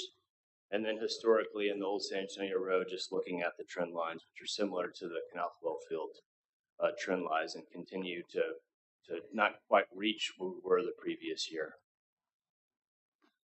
Jumping into the water conservation plan, also known as a drought contingency plan, as submitted to the Texas Water Development Board. Like I said, it was developed back in approved back in 2014 by the council. It looked at 5 different stages of watering restrictions related back to the drought contingency plan, with the goal of reducing the amount or the demand of water in each one of those stages. As part of that implementation of the drought contingency plan, triggering conditions were identified as basically 4 different triggering mechanisms related back to the local drought index. And we'll go into more detail on these on the next slide, but in addition to the local drought index, triggering conditions moving from one stage to the other have to deal with pumping capacity, transferring of water into the distribution system, and if we were to lose any production in our well field as well. So next slide. This local drought index is developed by Paul Tiber. He looks at it on an annual basis, on a monthly basis, sometimes more frequently than that. Like I said, this slide here in the presentation is what was presented last time. It was developed February 4th. It was negative 3.28. I just got the updated information yesterday. It's negative 3.26, so it really hasn't changed at all since the beginning of February. Even with a little bit of rainfall, but we would think with the higher temperatures and the lack of rainfall, that number is going to continue to have a trendward down, unfortunately, until we do get that rainfall. And the reason for that is we're looking at four different parameters: the well levels in the Ellenberger Aquifer, the previous 10-month cumulative rainfall, and the flow in the Pedernales River, and then lastly, the Palmer Hydrologic Drought Index. So those are the four factors that make up this number that Paul factors in and calculates when he's looking at it. So that 10-month cumulative rainfall number, until we start getting more rainfall, Pedernales River increases, the well levels increase, there's probably not going to be much change. If anything, it'll be going down from here. The next slide, this is directly out of the ordinance. Again, looking at the local drought index and where those stages are. If you look at where we are now at just below -3, that would be a stage 3, but really looking forward in the future, and that local drought index continuing to trend down, we're creeping up on that stage 4. So all of this information just kind of setting the stage for the future slides here that we'll go through and some of the discussion we'd like to have with council. The next slide just shows the outdoor watering per those stages, all the way from stage 1 to stage 5. Currently we're in stage 3, which is the next slide, allows 1 day outdoor watering based on your last digits of your address. It allows hours in the morning, 4 hours in the morning, 4 hours in the evening for outdoor watering. How does that differ from stage 3 to stage 4? It basically reduces the outdoor watering from 8 hours a week to 4 hours a week. And currently the ordinance says that is in the morning time frame. If you recall, we came to council late summer of last year and changed that 7:11 p.m. to 5 to 9 a.m. Again, the goal, skipped over, apologize, of stage 4, according to the ordinance, is to reduce the daily average water production by 20%, and reduce the maximum daily by 40%.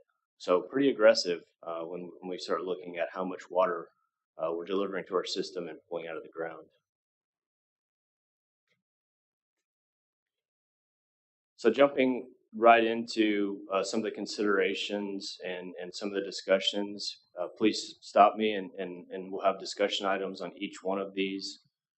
They're numbered here to reference back to, but these are some of the differences between stage 3 and stage 4 and just overall discussion items we'd like to have with council. So item number 1 there. Currently in stage 3, we issue water variances for the installation of new landscape, lawns, you name it. And it allows a customer that's installing that new landscape to water multiple times throughout the day, multiple times throughout the week. Joseph? Yes, sir. Can I stop Chris for just a second? These items listed here, we'd really like to get council direction on as we go into stage 4. These are some of the items that we're going to need to alter. So as we go through these, we can go through all of them, circle back and discuss them, or get council direction on each one of them, whatever your preference would be.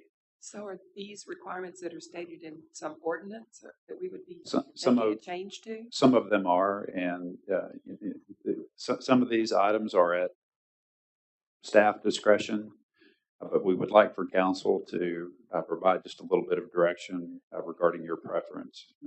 For instance, the first one that Chris just went over is a big one. We have a lot of a lot of homes that are being constructed all the time that are starting new landscaping, new sod. This would definitely impact that, for instance. We get these requests all the time. I think they can water every day for 3 weeks, something like that. 2 weeks. 2 weeks. Well, it's actually a 30-day, but the first 2 weeks are more generous. The second, the last 2 weeks are not quite as generous as the first 2 weeks. So again, if we could get some pretty good direction, if there are items listed here that you need a little bit more information on to give direction, we're trying to get all of this buttoned up by the 1st of April when we anticipate going into stage 4. So under these three items here, the 2 bullet points under each one is something you'd like direction on? Am I hearing that right? Yes, sir. And I think there's 7 overall on Okay. this list All right right. here. Yes, sir. Sorry, Chris. Y'all want to discuss it one at a time, council, or how would you like? As we go through it, we should just address Okay. each one. And I'll give a lot more background and information than what's stated here on the slide. But yeah, so the first one under stage 1 through 3, according to the ordinance, we issue those. But in stage 4, they are we no longer issue those. Stage 4 and stage 5, it basically goes away. So if the council wants to consider allowing these variances to be issued for new landscapes and new yards, we would need to come back with the ordinance amendment. Additionally, the current variances that are out there would become invalid if we move to stage 4. So if somebody has that variance, it would no longer be valid. It would go away.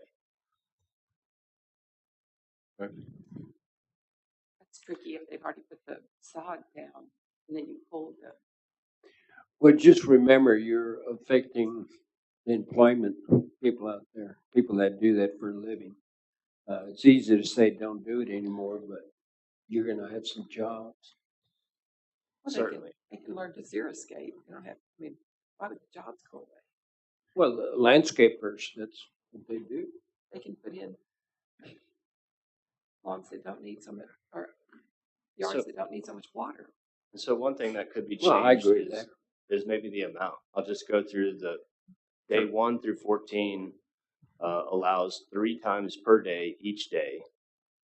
Days 15 through 28 is twice per day each day of that during that duration. So maybe we could still allow the variances, but maybe it's a reduced amount of time, or if we want to follow what's currently in the ordinance, they wouldn't be issued at all. That's again why we're looking for council feedback on that. I think we should follow what's in the current ordinance. It's not like people weren't anticipating that we were going to move to stage 4. We talked about it before. The last time we talked about it, I was real hesitant because I didn't think enforcement was that good, that there were people who were cheating in stage 3 who were getting away with it, and yet streams of water running down the street. But I think code enforcement has gotten much better on water. So people are anticipating this, don't you think? To an extent, but at the same time, we've been in stage 3 for over 10 years, and some people still don't know that we're in stage 3. That was going to be one of my questions: is how are we going to communicate this to the citizens and the irrigators and the landscapers? I think that's critical. But I was going to wait till the end. But Right, that's part of that educational campaign that we've already launched, getting that word out. Development Services working with individuals that are getting those permits. I would say if somebody already has a start, that we don't cut those off. It's only for a short period of time, 2 to 3 week period. I don't think this would have a huge impact, but once you establish that yard, you still have to water it, and 4 hours a day, depending on how long we're there might be better options for the type of landscape they're putting in.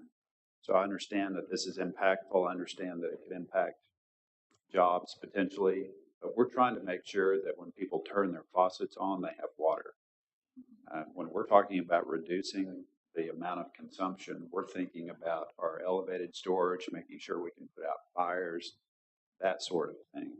I'm not as worried about landscaping when it comes to protecting the health, safety, and welfare of the public.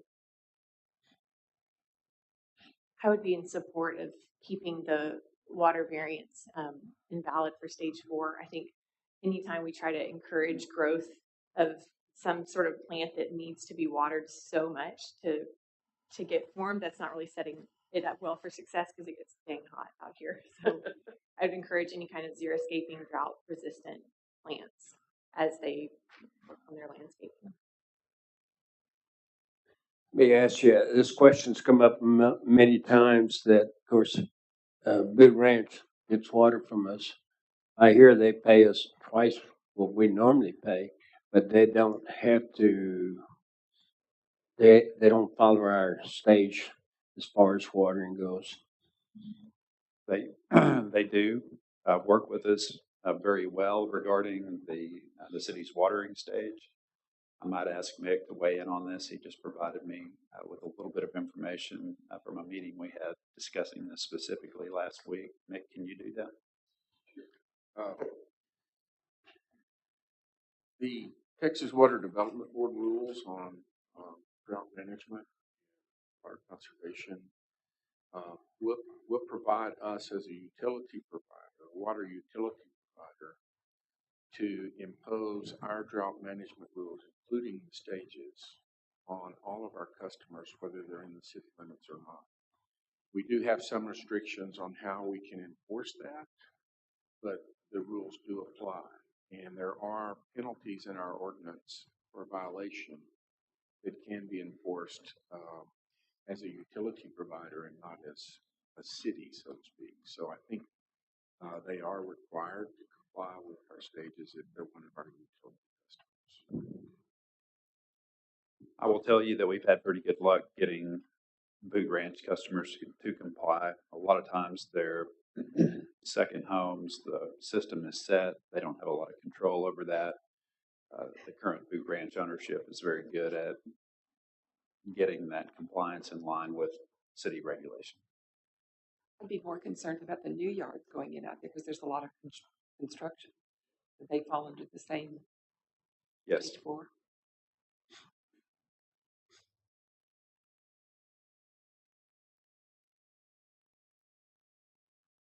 So in a sense, stage 4 puts you watering once a week for 4 hours in the evening. No, in the morning. Right now it's in the morning. Right. Oh, That's one of the bullet points we'll talk about here. Is does the council want to change that watering hour in stage 4? Is there a consensus though to leave the variances for new landscaping the way it's currently written in the ordinance? The last time, didn't you present us some scientific reason as to why 5 to 9 was better than the evening? Well, we'll get to that. We'll get to Okay, that. sorry. With regard to the variances though that I they're didn't mean to mentioning, move is there ahead. general agreement? Yes. Okay. So the Yes. second, So keep stage 4 as it is. Right. right.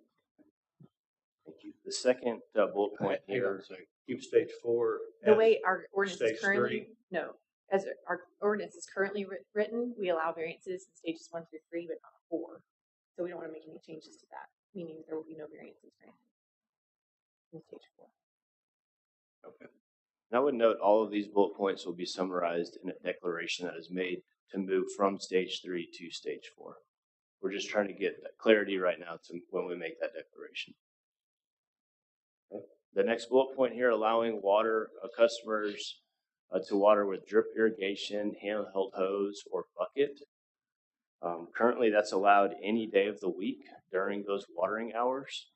Under stage 4, it would be at the discretion of the city manager. So during the declaration, he would say whether that's going to continue or not.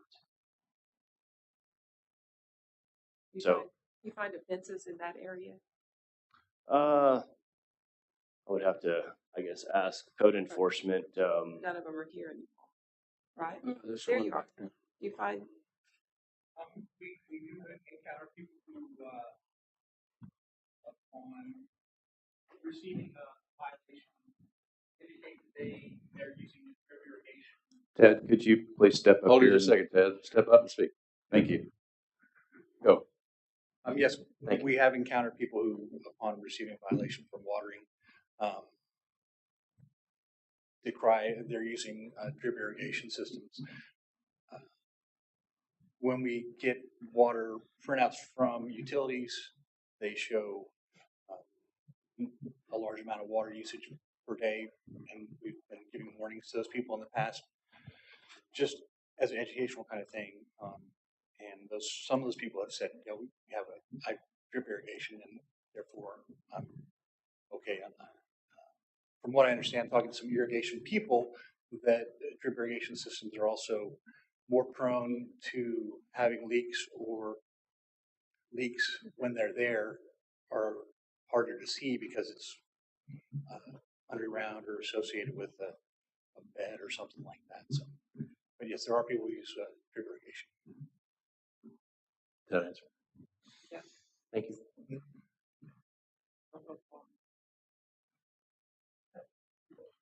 Mayor, council, on this particular one, I would recommend keeping it, allowing it in stage 4 and just monitoring. There's some people that have very substantial drip irrigation systems. I've seen a few people trying to stand out in their yard every day. In fact, I've done it, trying to keep my grass alive, and that lasts about a week through the summer. Typically, we don't see people abusing that, but I would recommend just staying with allowing this and monitoring. With our smart meters, we can monitor that very high consumption and determine whether we need to make a change in the future. But I would say this is fairly low impact.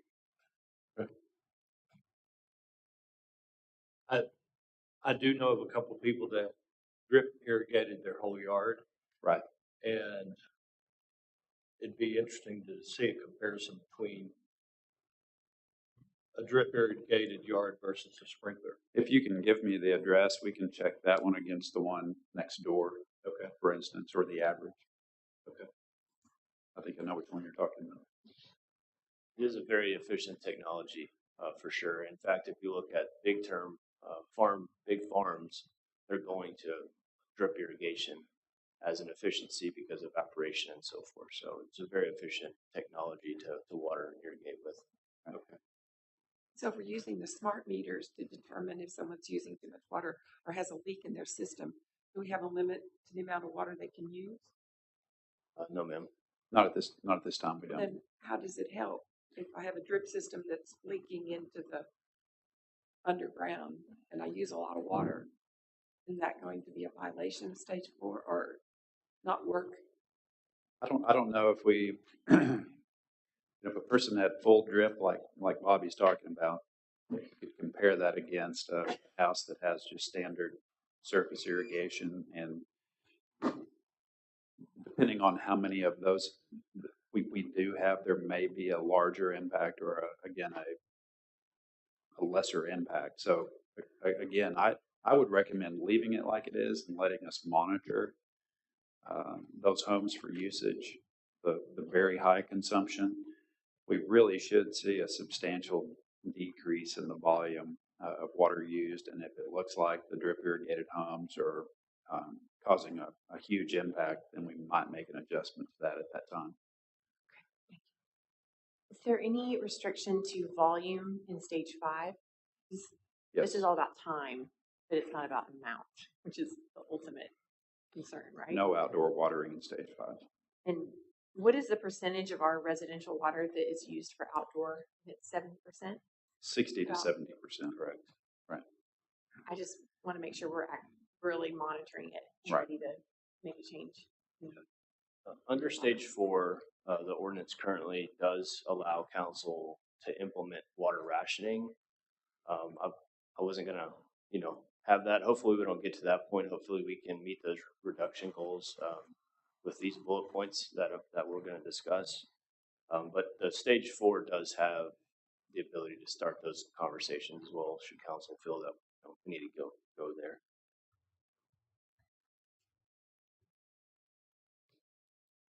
All right, so item number 3. So I think the consensus on 2 was keep it, monitor it, and see how everything goes. Item number 3 is refilling of privately owned swimming pools and jacuzzi type pools. Under stage 4, they'd be prohibited. This does not include an existing pool that loses water due to evaporation during their watering time. They can refill that pool. So it's a little bit contradictory here in regards to refilling of private pools. I think really what that means is if somebody were to completely drain their pool, they're not allowed to refill it. So as long as it's not drained completely, it can water continue to be added to that pool. And that's refill using city water. Correct. If they want to tank water in, they can. Correct. Okay. I understand a few years ago, some of the commercial, maybe the hotels, they were actually going to buy water from other locations to fill their pools. Is that right? We have seen water being trucked in, potable water to fill pools in the past.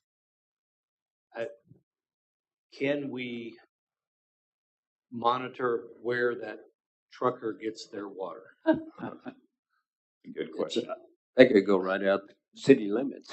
Yeah, I don't know that we have a good answer for that, quite honestly. And I honestly don't think this is a huge item. I don't think we have a ton of people draining pools, refilling pools, construction of new pools. I don't think that's a huge, item that we're permitting. I don't know how many we permit on an annual basis, but I don't think, again, looking at that residential consumption, 60-70% being outdoor watering, that's really low hanging fruit if we're going to meet these reduction goals.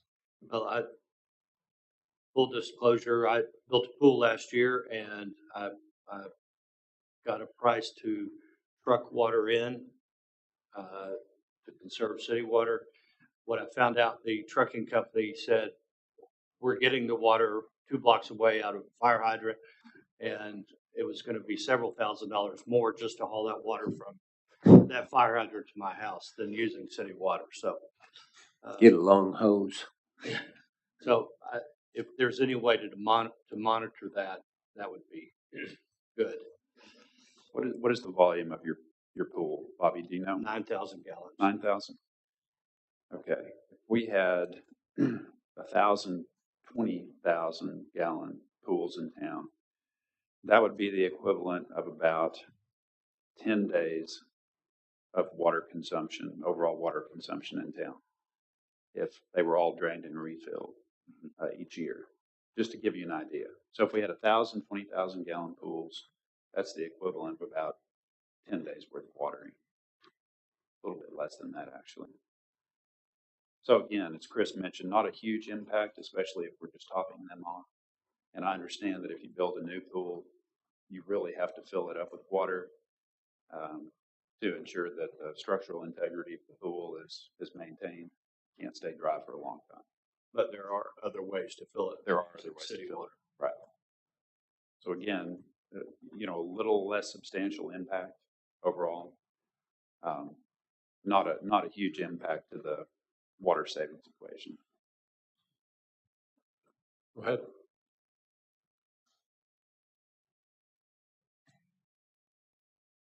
Item number 4, again, I don't personally feel like this is low-hanging fruit, but the ordinance requires a variance to operate a commercial water fountain. So anybody that has a commercial water fountain, there's one on the county square, I know, some around it would require a variance to keep from turning that off. Obviously the evaporation losses and so forth, but I don't think there's a whole lot of these in town. Oh, you're talking about a water feature in a Correct. business or house. Oh, commercial. Okay. Yeah, not a house. I think this is referring just to commercial. It's interesting that this requires a variance, but a pool doesn't. And maybe we change the ordinance to reflect that. I don't think there's that many new pools that are being constructed. Instead of being prohibitive completely, we could issue a variance for those on a case-by-case basis. Variance in this particular case might be like a business that has a water feature that supports aquatic wildlife, Cabernet Grill, for instance, something like that. Would splash pad fall under this category, or would that be the next one? I believe it would be this one. It's not commercial. It's public. I'd vote for a variance for that one. Anna just let me know that last year there were 17 new pool permits issued. 17 new pool permits? Correct. In 2022. Is it though? Because he said 1,000, 20,000 gallon pools would be 10 days of water. The 17. Well, it depends on the size of the pool. Not that many. Right, 340,000 gallons of water at 20,000 gallons, and we're pumping out 4 million a day. Yeah, last year we hit 4.6, 4.7 million gallons a day. So at our peaks. I just think it is so hot here, and if we can have kids playing outside and running around, it's not all just for aesthetic beauty in a backyard. So I'd be in favor of a variance for number 3 with new pools. You'd be for what? A variance required if you're going to be doing a new pool on stage Variance 4. required for new pools, but allowed to top off for natural evaporation. Yeah. Okay. You're saying allow people to fill new pools. Yes. With a variance. I mean, they have to Apply get for a permission. variance. Yeah. What criteria do we use for the variance? Just I came and applied, so therefore I can fill my new pool. I don't know how many Olympic sized ones we're doing. There are smaller ones. I mean, the hot tubs fall under this. Correct. Yeah, they do. You're There are talking those about tiny pools. specific construction of pools, right? Correct. Yeah. Okay. I mean, that's what it's for. Okay. It's not like some other water thing. Just, I'm not holding my part on this. I just think it's something to think about because it provides some recreation outdoors for kids and active. Where would the splash pad fall in your bullet points, Chris? Is it 4? It's not commercial, is it? It's public. Oh, yeah. I mean, item 5 specifically refers to irrigation, not recreation use, but irrigation of those recreation areas. So I don't think it's really clear on, a water feature like that. And the 4 is specifically to commercial outdoor water fountains. So We've never had a splash pad before, so that may be something that we add. I don't want to get into a do as we say, not as we do kind of situation. Just like number 5, that was a decision of the council to allow the watering of ball fields and market plots more than once a week. So we can bring back the addition of splash pads, whether it's city owned or otherwise. But aren't those designed to recycle, or circulate? Or? Yes, sir. There is some evaporation. Yeah. But as Emily said, when we're in stage 4 and everything's dry and everybody's yard's burning up, it's nice to have a pool or a splash pad or a green space that people can visit. You're talking about public and she's talking about private, filling private pools. That's vastly different. Well, the pools that the city owns would have to fall under the same rules. So they're not going to build a new pool to fill it. No, but top well. That's not the same. Well, so pools don't fall under 5. It's a special case. I'd ask our city attorney to weigh in on that.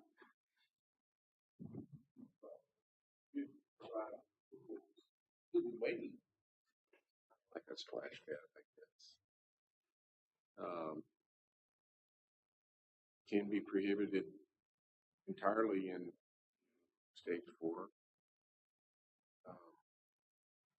I don't know.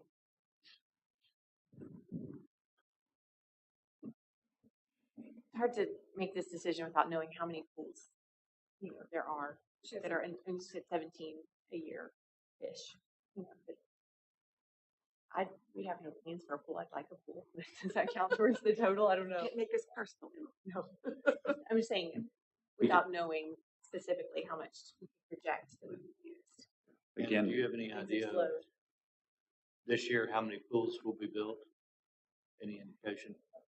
No, I'm just looking at it. This is from March 3rd, 2022 to yesterday. And so there were 17 pool permits from that time.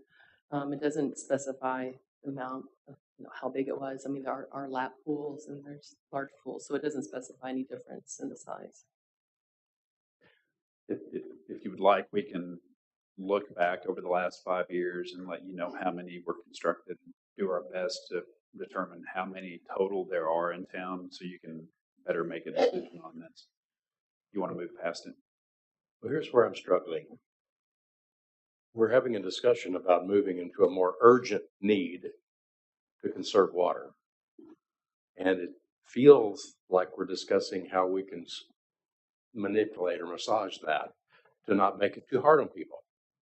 If we have a water issue that requires the next step, that comes with certain prices that people have to pay. If I have a pool, that's it. If I want to build a pool this year, hey, we're in stage 4. I can't fill it. That's part of being in the community and dealing with water shortages and so forth. The data that I think we've heard over the last several sessions is we're in a more dire situation than we've been in a while. And that there's no, this is a question, Chris. I'm looking at you meanly, but I'm not chewing you out. I'm trying to express myself here. That we've gotten data that show we're in a bit of a bind here, and we don't know when we're going to get out of it. Nobody knows the weather. So we may be in a time where we're experiencing this water shortage for another couple of years or more, or the heavens may open and it may be wonderful by August. Well, here we are talking about this. Either we go to stage 4 with the requirements and require people to do that, or not. And to talk about the various issues, it causes me some struggle. I'm not sure why we're talking about, should we allow this pool? Should we allow that? What about splash pads and so forth? It sends a message to people. We are in a water bind. Here's what we're doing about it as a city. Yeah, absolutely. And I'm just listing what's currently in the ordinance in case we need to make a change to the ordinance before we move into stage 4. Okay.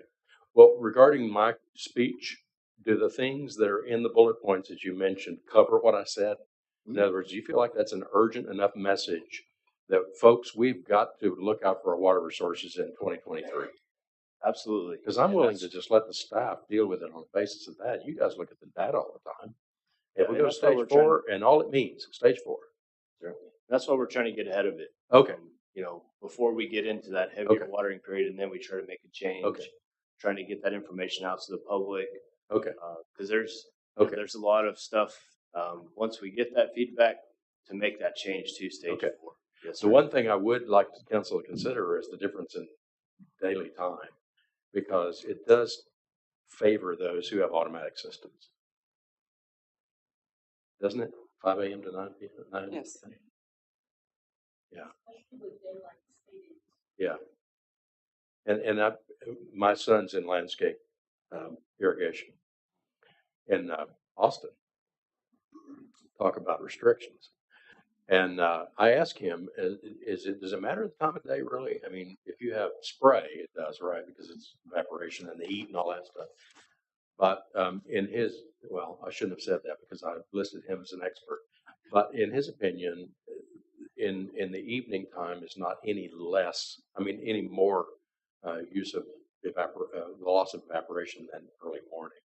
But I don't know one way or the other. I'm not a person that does that. But I know for people to have, for more convenience, to get up at 5 a.m. and turn on a sprinkler. I mean, come on. So that would be mine. If it could be in the afternoon or maybe later in the morning, I don't know. Sure. The Texas Water Development Board actually recommends the morning. Yeah. Which is why we recommended that change. That early? 5 to, yeah, in the morning versus the evening if we were comparing the two. Well, does 7 to 11 make that much difference in the morning? I don't know. Anybody know? Just to be consistent with the ordinance is why it was left 5 to 9. Yeah. Because in stage 3, it's 5 to 9. I just want to make people want to comply. If I see 5 to 9, you're doing that. Just like, sure. It could be changed, certainly. That's why we're having the discussion. What do you want it to be? I want it to be, I don't know, because I know there's a factor of more evaporation times a day in the heat. And I also heard that there's a pumpage issue, the time of day of pumpage. Well, when we get into the peak of it, our pumps are running 18 hours a day.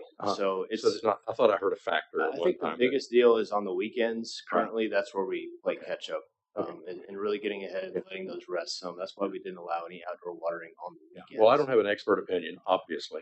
I'm just saying that we want to put it that makes sense, to encourage people to comply, and help them to water their yard the 4 hours per week, and not feel like, well, I missed my 5 a.m. thing. I missed the week. Sure. Because what we know, folks, right, is no matter what we pass, it depends on people to comply. And we know that we've heard several times where people don't, because I'm going to have my green grass no matter what. So let's figure out a way to encourage people to comply. But it would be more convenient for the evening watering, and the evaporation loss, in your opinion, isn't Significant. Yeah. Okay. Then I would vote for evening, but that's just me. Okay, I see the hands. I just want to get everybody. Mo, you signed up. Come up and speak. Is that all the bullet points, Chris? We have a couple others, but Okay. I just want to know where we were. Should we just, yeah, let's, he signed up to speak. Well, thank you. I'm Mo Saidi. I live in Fredericksburg in Stonebridge, and I'm not really here to oppose water restriction. We are where we are, as the mayor said. We are in a dire situation. There are more people coming into this community. There are more development coming. The water supply and rains are kind of going and getting reduced. So it's about the worst situation we could be. So I'm not going to argue the water restriction, whatever the decision is. My point is, whatever we decide, we need to treat all the customers the same way, to be fair across the board. Whether those customers are within the city or outside the city or in the EJT, they all have to be treated the same. I know Mr. Klein brought up the boot ranch. I'm very sensitive to that. And I know we talk about, yes, they do comply. Show me the data. I don't see that in the past years that I've looked into this. Is contrary to what we are alleging that they are doing. We need the fact that they pay twice the rate is a matter of a cost, is not a matter of consumption. We're talking about consumption here. So to be fair across, our monitoring and our restrictions has to be applied across the board to all the customers. Number one. Number two is, how do we monitor our success rate? So we go into this stage 4, and do we have any kind of feedback that is coming back to this council every month or so that says we were at this 1 million level, now we dropped to 500,000 and so forth, and we're successful? Because when we went from level 2 to level 3, and we've been in level 3 for about 10, 20 years or something that Mr. Bailey said, how do we know we are successful in this process? So we can gauge ourselves. You may find yourself that, yeah, we put all these restrictions and it's still our consumption is about the same. So my point is really the monitoring and a fair implementation of all this across the board, and how you do that, number one, because I'm not a lawyer, I'm not an attorney, but I know the city does not have a jurisdiction over the entities that are outside the city limit. Now, we could have a gentleman agreement that, yes, you comply with this restriction, but when really rubber meets the road, you cannot force that restriction with penalties and fines. I may be wrong on that, but. Yes, sir, you are wrong. Okay. We're a utility, not just a city, and we're entitled under penalties in this ordinance are designed to penalize a percentage of the water bill and eventually to stop service. Those are the penalties. They're not fines in municipal courts. So that's the difference. We're recognized as a water utility in Texas as well as a city. So we have the penalties provisions to all of our customers that any other utility does. So you are incorrect about this statement. All right, I respect your decision. That's not what I was told previously. So I don't know where I was, but and the bottom line of all of this, and I totally agree with the mayor that if we are in a dire situation and we are making this dramatic change to go to stage 4, then let's stick with the stage 4 across the board, wherever our customers are, monitor it, enforce it, and then also have a feedback coming back at how successful is our stage 4 is. So we know whether we are doing the right thing or not. The other thing is just a side point. Car washes, are they part of this whole decision? Or? Thank you. Thank you, Mo. Go ahead, Chris. You can answer the question. Sure. Under the change between stage 3 and stage 4, there's no changes to the car wash. It remains the same as it was under stage 3. I interrupted your presentation. Please continue. No problem, sir. Thank you. So on item 4, not to go back, but a variance for outdoor watering, outdoor water fountains, leave it the way it is. Item number 5, and this is just stated as per the ordinance, irrigation of city property, parks, recreation areas, sports fields, under the current ordinance is allowed any day of the week not to exceed 3 days per week. So again, that's that, market plots, sports fields, and again, previous councils, the consideration there was kids recreating, public space, recreation of that public space. Also a safety issue with respect to the hardness of the ground. Andrea will tell you that. Right. I know we get criticized for that. People, well, I can't water, but they water, whatever. But these are public assets, public space, and 3 days a week seems reasonable into this stage. That's my opinion. Item number 6 here, this was brought to our attention. There are some property owners that purchase multiple lots within town. Those multiple lots reducing from 8 hours to 4 hours outdoor watering creates challenges for them, particularly when they replat those into one property, have one street address. The instance that was provided, this particular property owner combined 3 lots into one. He now has one street address. He's actually reducing the amount of water. If they were individual lots, it would be allowed to water 4 hours under stage 4 for each one of those. But combining those would only allow him to water 4 hours for that combined lot. So it's currently not in the ordinance. There's nothing that would currently allow him. This would require a change to the ordinance, but it's something that maybe could be considered under a variance, and maybe it's a reduction. Maybe it's not a full 4 hours, additional 4 hours. Maybe it's 2 hours or something like that. There are a lot of these? I don't think we would see a whole lot of them. There are quite a few combined lots in town. I don't have a specific number for you, but we would look at it on an individual basis and keep those in some sort of database for code enforcement and so forth to evaluate. If we did a variance, would that be administrative? Correct. We wouldn't bring those to council. We would handle that at the staff level. Okay. This gives me a little heartburn because, if you have so much land that you can't water it, hire someone or something. You can do better with less. I don't really like the idea of allowing people more time to water just because they have a large lot, like yours, I believe, Eric. I don't want to pick on him, but Mr. Hammerson's got 2 lots. There's 3. 3. All right, you pick one. This is required by the city in order for us to build a house. Okay. All right. Eric, you want to speak? You got your hand up. But since this applies to you, Eric Hammerson City. It applies to us and our neighbors on both sides. Okay. So the folks across the street have a single lot, and they have under stage 4, 4 hours. Our neighbors have 2 lots. Under stage 4, each lot gets 2 hours. We have 3 lots required by the city in order to be platted as one single lot with one address in order to build, which means that we get 1.3 hours per lot.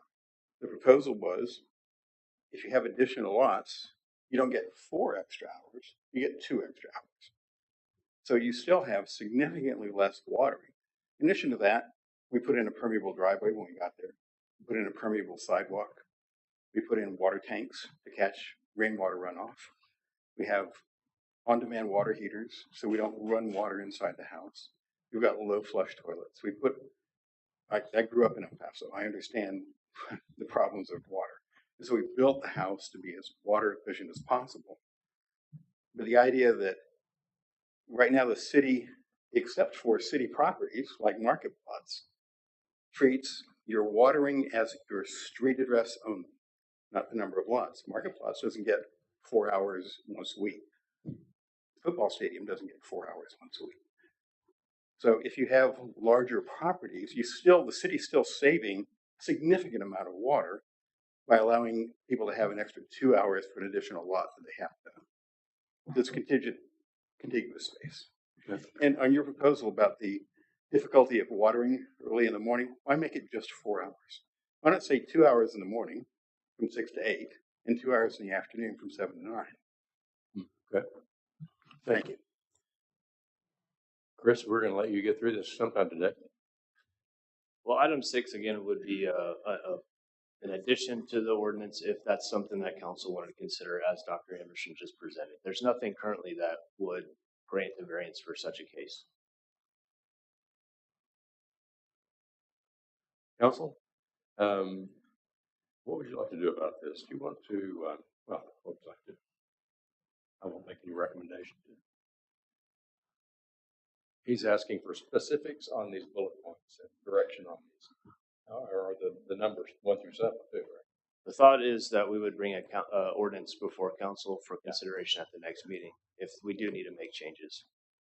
How long has it been since we were in stage 4? 2014. 14? Oh, excuse me. We have, I don't know that, to my knowledge, we haven't been in stage 4. We went to stage 3 in 2014. It's even been longer than that since we were in 4. That's correct. Wow. I think we should allow an administrative exception for these larger lots. Let them make the decision, make it fair. When was this ordinance written? 2014. 2014. So we immediately went to stage 3 and had the writing of this ordinance. So we've been in it so long, that could be stage 1. It has become the new norm. norm. A lot of cities are doing that. Yeah. Well, I'd like to see us go to stage 4. I'd like to see us go ahead and make that decision so everybody knows now what's up. And I haven't seen anything personally on the list that bothers me except the timing, the outdoor watering time. I take Eric's point about the variance on reducing water from the multiple lots. That could be handled in-house, right? Administratively with a variance of some sort, couldn't it? If I want to, I can come to you and ask for it and get it. Sure. Okay. I'm just comfortable letting staff be staff. That's something new, so I mean we would have to monitor and figure that out, but we'd be happy to do so. And I completely agree with Mo's point about, and Lisa, maybe the paper can help with this, giving a report. How's it going? Absolutely. Okay. And that would have to come from y'all. Hopefully it's raining so much that this all goes away and we're back to stage 3. Yeah. But we just need more righteous people in this community to pray for rain. Okay. So we'll develop something for council's consideration as part of a discussion at the next council meeting for item number 6. I would support staff making a decision, or us today, making a decision to go to stage 4 today. As it stands? Yes. Are those on your bullet points now? 7 is the last one. 7 is the last one, and that's just to consider the hours, the watering hours. So again, if we're bringing an ordinance back consideration, we would want to include those watering times if there's a change. So the suggestion of 2 in the morning and 2 in the evening, does that work? I don't know that would be my recommendation. George, you are dying to tell us something. Get up here, please. Since we have a monitoring system that will tell us whether I watered 1 hour in the morning and 3 in the evening or whatever, could we not just say 4 hours? I mean, do we have to say early morning or late? I mean, we know, I know how many hours I've done that day.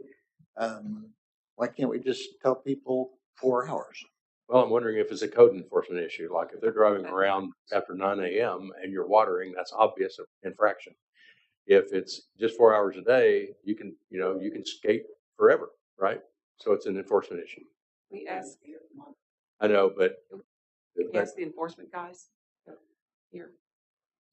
Ted, do you have an opinion on this? So the data that we get doesn't say this individual's watering their yard right now. They could be filling up a pool, Okay. topping off a pool. They could be taking a I 2-hour appreciate it, shower. George. And Any number of things. yeah, Ted. Yeah. What about watering? Yes, we've looked at the water reports in the past and properties showing 8,000 gallons used in a day. And when we make contact, either by like posting a warning saying that it appeared that you used a lot of water yesterday or day before, whatever day it was, many times people have an excuse saying it was they weren't watering, it was they were taking a lot of showers or something like that. So Yeah. Having defined times to water certainly aids in the enforcement. By just looking at the watering reports, we can't positively say this person is watering this day, even though it's an hourly report. Just doesn't allow us to visualize them putting water in. Okay. Ted came to see So that's me the answer is that because my- specified hours is what we need to do. Yeah, Ted came to see me because my sprinkler didn't know about daylight savings time. Got to know. Well, I saw that problem. I just quit watering, period. I'm with me. I'd personally like staff, excuse me, like staff to take a look at this, come back to us next time with their recommendations, because this is almost a 10-year-old ordinance. And if there are things that have changed or can be done better, I would, my preference is to get their, I would agree with you, Bobby. I think this is their input. I mean, they're saying out of the entire watering ordinance, these are some sticking points.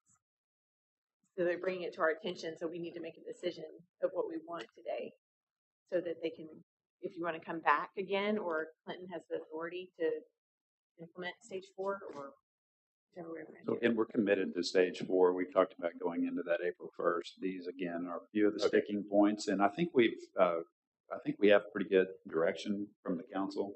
We have a pretty good idea on the ones that y'all aren't real sure on. We can bring a recommendation back next meeting, and again, just amend that ordinance going into 4 so that it is all as we want it to be, and it's enforceable, and we have data to support it. Great. Chris, thank you. I didn't mean to suggest that you're bringing this to us for our deliberation. Wasn't a good idea. I just, I'm looking at it from the top view, which is the council makes the decision. We're going to go to stage 4 for these reasons. What stage 4 means is what y'all do. Yes, sir. Okay. Randy? We're going to move on from this. Just real quickly, I was thinking through, and I think Eric has a good idea with the 2 and 2, morning and night, because what I'm sitting here thinking through is shutting down all of my zones, except for that one little patch in front of my house that I want to keep green. So I think changing behavior and educating people to shut zones down, and if you want to protect and preserve flowers or plants in front of your house, I think that would help save the city water as well. Just a thought. Okay. Thank you. Chris, were you done? Yes, sir. Okay. Did you get answers from us? Yes, ma'am. Great. Thank you. Thank you. Thank you for letting me jump in and out. You're Oh, a good guy. conversation. Appreciate it. Okay. All right, council, we're now at item 8. Wait, are we going to entertain? You can entertain a motion to move to stage 4? We're going to wait. No, I think we Okay. talked about Not the- needed. Right. Stage 4 is implemented by the city manager's proclamation. They're looking at April 1. Okay. Thank you. Sorry. We just like to educate the council before why we're making that decision, right? Thank you. That's very dangerous to give us so many options. I'm starting to see that a little bit. Thank you. Yes, I sir. appreciate you. I appreciate you guys and what you do for us. I really do. All right. Now 8E, consider, discuss, and take action on city council goals and priorities. Clinton? So Mayor, Council, this is a follow-up discussion from February 8th. This is another item that would be very well suited for a workshop, just a more lengthy discussion. But starting back up where we left off before, one of the pieces of information that was missing during our previous discussion were the results from the community survey, the comprehensive plan community survey. We have those now. They were in your packet. Hope you've had a chance to take a look at those. They've been referenced a few times today. Anna has put together a summary presentation of those results, and I think will give the council a very good sense of what the community's priorities are. I know the council has their own priorities. We did have a little bit of follow-up from the last discussion from the mayor and Emily. Some of their priorities: community, neighborhoods, engagement, engaging community, children, health and wellness in our community, continued infrastructure improvements, working with our partners, county, so forth, to leverage state and federal dollars for good roads, water, all the infrastructure. So I think you're probably going to hear some of those similar themes in the information that Anna presents. What I would like to do, if you'll remember the exercise that we went through last year ahead of the budget process, we came up with 3 to 5 priorities. By the end of this week, if I could get from the council, from every council member, their own list. You don't have to give it to me today, but just based on the conversation and digesting this information, the mayor, Emily provided a little bit of input there. But so we don't have to engage in that today. So we can hear the information, and I'll give you a little bit of time. You tell us to listen, not talk. We're trying to talk as little as possible, and again, just provide you with the information that you need to, again, do a reset of your priorities moving forward. Well, Clinton, let me ask you a question though. What would benefit you? I mean, you're directing this toward budget discussions, right? Well, the priorities through 2023 into the 2024 budget process. Oh, okay. Yes, sir. And these are more just, it's not like a project that you want to complete. It's what category of, yeah, right. That was my question. And I Right. appreciate Emily's putting them into categories and made it easier for me to pick. Yeah, the long list and putting them into categories. That made it easy for me to pick. So is that sufficient? Yes, sir. Okay. Absolutely. So with that, if I could have Anna go through her short presentation, and again, no decisions made today, but if I could get the council to follow up and give me their list. All right, Ms. Hudson. Priorities. All right. Good morning, Mayor and Council, and to the public. Just want to give a status update on the comprehensive plan, thinking of the comp plan as both a policy and project for the future, right? So through the comp plan, you're going to be talking about what we have, what we want to keep in Fredericksburg, and how we do that through policy changes, ordinances, and then capital projects. So far, we've had 2 major public outreach efforts. The first was an open house, and the second was a community survey. So the open house we held at Pioneer Museum Sanctuary on January 18th. That was a 3-hour open house, so 4 to 7. We had 87 people actually sign in, but about 100 people walk through. And the goal was to solicit community input. So from this picture, you can see that we had several stations kind of in a horseshoe shape, and our consultants were there, and every station had a different kind of activity or way to give input. And we got very good feedback from that, from the people that attended, that they appreciated the way it was put together, and that they felt like they were able to give feedback. This is a word cloud. On the first question was, what do you love about Fredericksburg? And you can kind of see at the heart is community and small town. So these are just the feelings that people think about Fredericksburg. The top priorities for the future: parks and open space, housing affordability, the ability to walk to destinations, and quality neighborhoods. So those are kind of big things. So how do we improve on what we have, keep what we have, and how do we do that? Those were the top 4. I don't think they're necessarily, those aren't, yeah. They're not listed here. No. So kind of a follow-up on that, the good and the bad. What do we have that we need more of, and what do we need less of? We need more parks, we need more walkability, more bike paths, more affordable housing, a bypass, more recycling, and a variety of restaurants. So if y'all can help on the restaurants, that'd be good.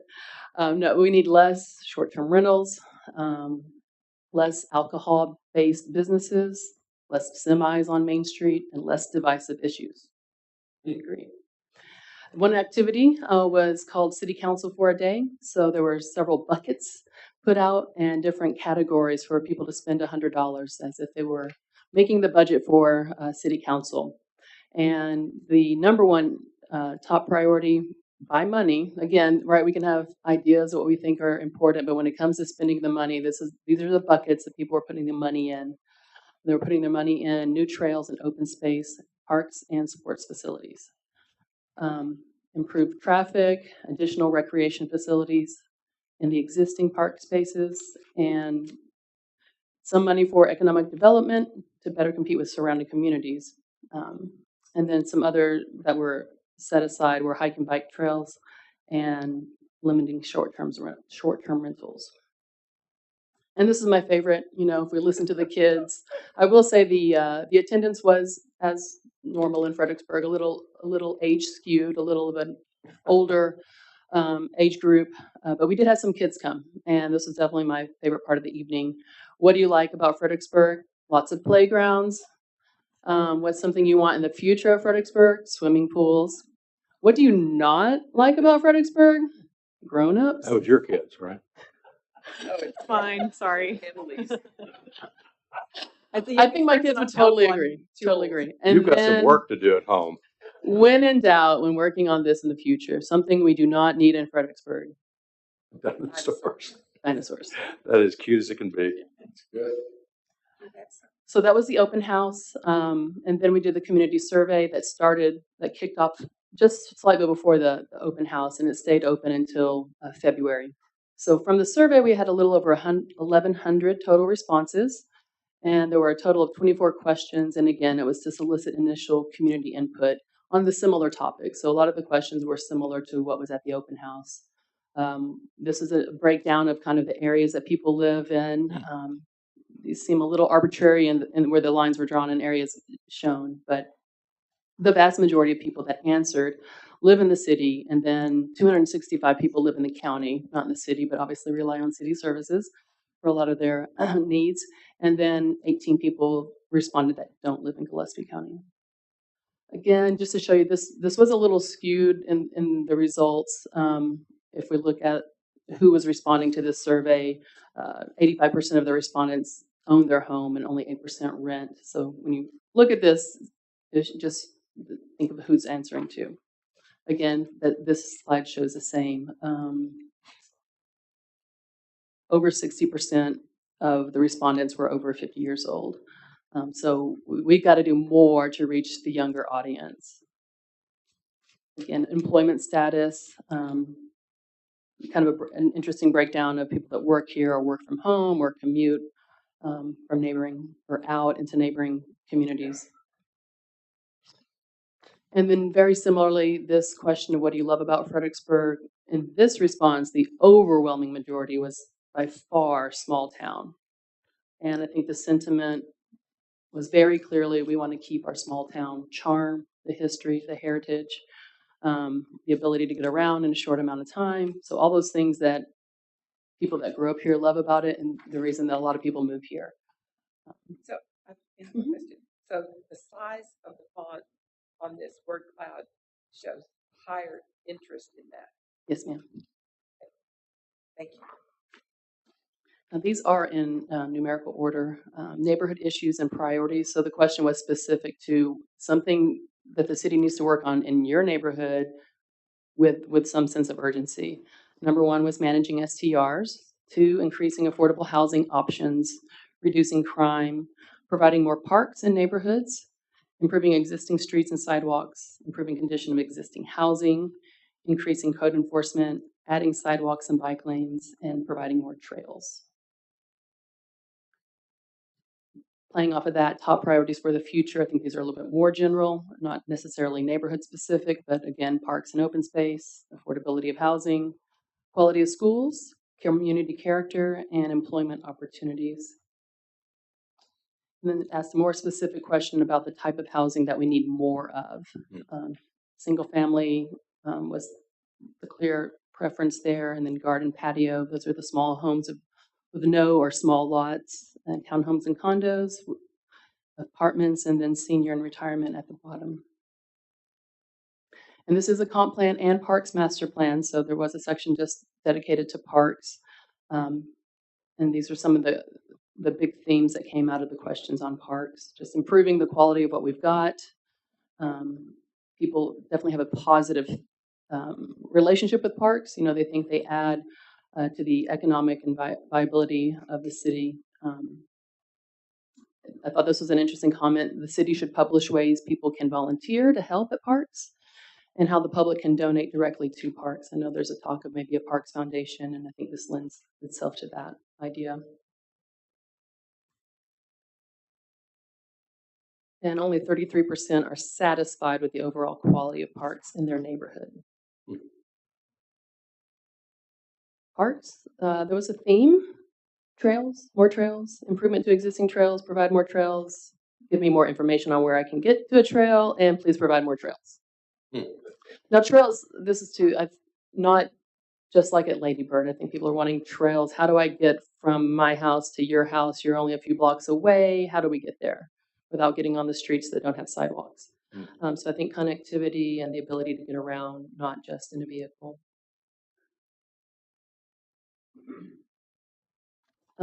This question was proposed: what are you willing to pay additional taxes for? Trails and open space, additional recreation facilities, and park amenities were the top three. And then the reverse of that was, what are you not willing to pay additional taxes for? Improved traffic flow and safety, I guess, with the rejection of the relief route that stands true. Street repairs, promotion or enhancement of Main Street. And there wasn't much interest in economic incentives or economic development incentives. I want to stop you there just a second, because I noticed a difference. Go back, economic development incentives, but on the other one, at the city council for a day, which just reflects the people there, right? They had a fairly high mark or value for economic development incentives. So does that probably mean the people who showed up that day, that's how they feel?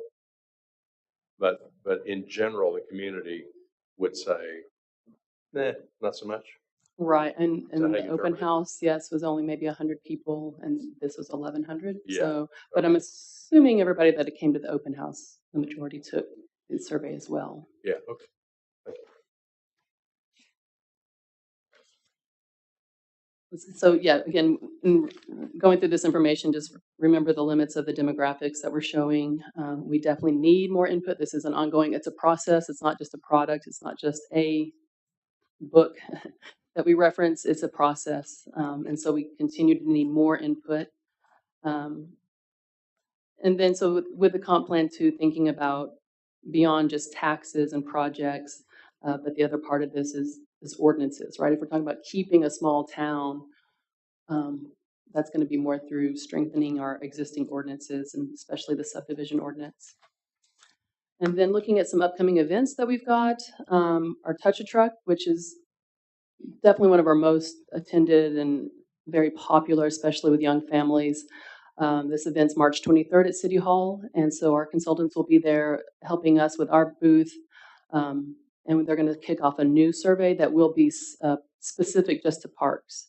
And so we'll have some activities to engage with the kids and talk about these topics.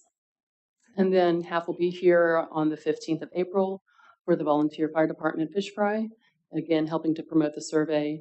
And then in April, we'll have another open house and another advisory committee meeting. Then in May, I'm assuming this is going to be after the election, will be a joint meeting of P&Z and City Council again. And then the third survey, which will be comp plan specific. And if I had to give some reoccurring themes, people love Fredericksburg and they don't want it to change and lose its charm. Tourism is very important. There's definitely a sentiment that the city prioritizes visitors over locals, and locals want the tourists to kind of pay their way. We understand that hot tax have limitations that prevent worthy projects maybe from being funded directly by that visitor tax. And there's a lack of affordable housing, and it impacts all areas and sectors of business. Nothing new there. Glad, according to that, they want more potholes. Done. Thank you, Adam. I think that's a better answer. Did HAF in any way acknowledge our brilliant response rate? They were impressed, yes. Okay. I hope they were mightily impressed, because they made a point about saying we usually get 1 to 1.5% course, I know they do big cities. Thank you. George, I forgot to ask you to speak on 8E, so I'm going to back up and give you the time on the city council goals and priorities. I'm sorry. Well, I was just thinking that you're going into a budgeting process, and when you go into there, a lot of times you end up with about numbers and money, and you get all caught up in that. And we the cycles in my federal service, we did that, and we forgot about the people.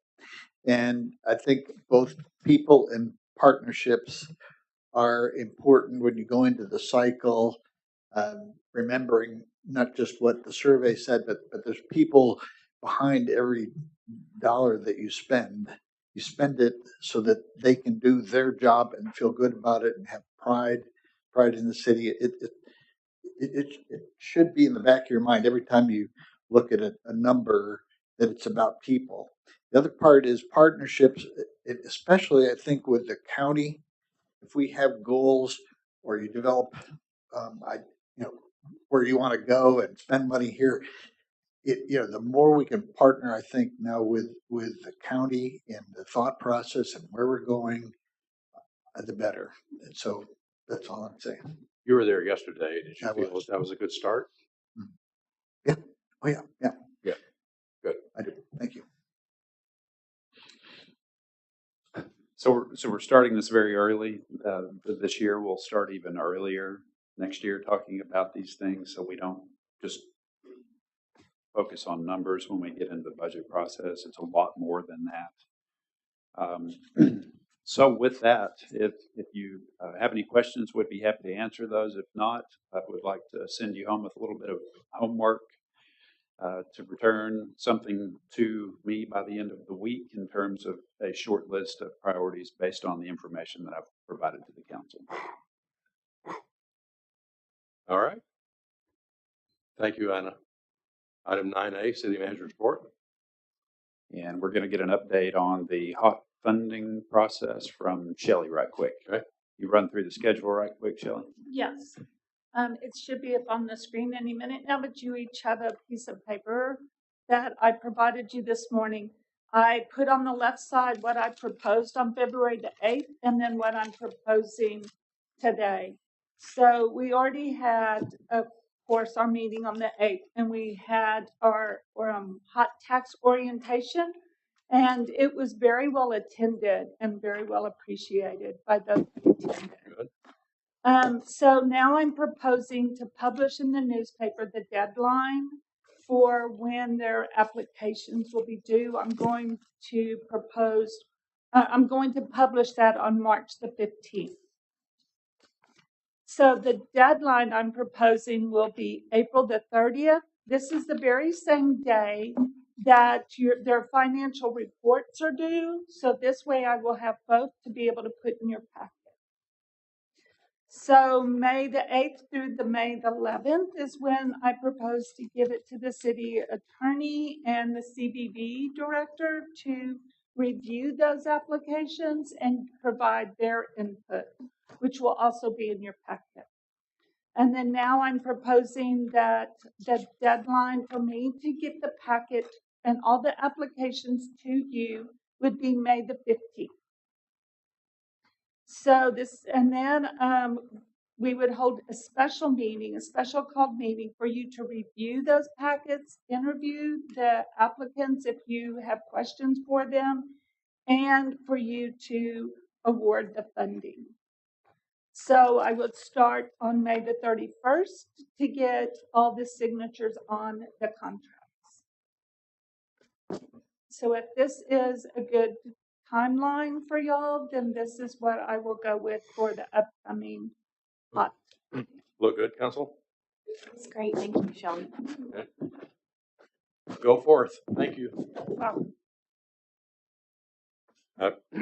Council, before we go into that item before executive session, the last item before executive session being future agenda, I'm looking through my notes here of the people who signed up to speak, and just want to note that our good friend Alan Breacher came this morning, and he left his comments in written form, so I'll have Shelley copy it and send it to us. It's about water. All right, item 10. Okay, let me pull this up right quick.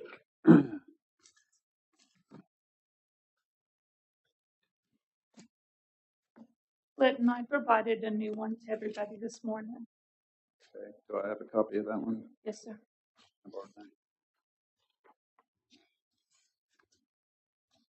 Okay, first, for the March 21st meeting, we have approval of minutes.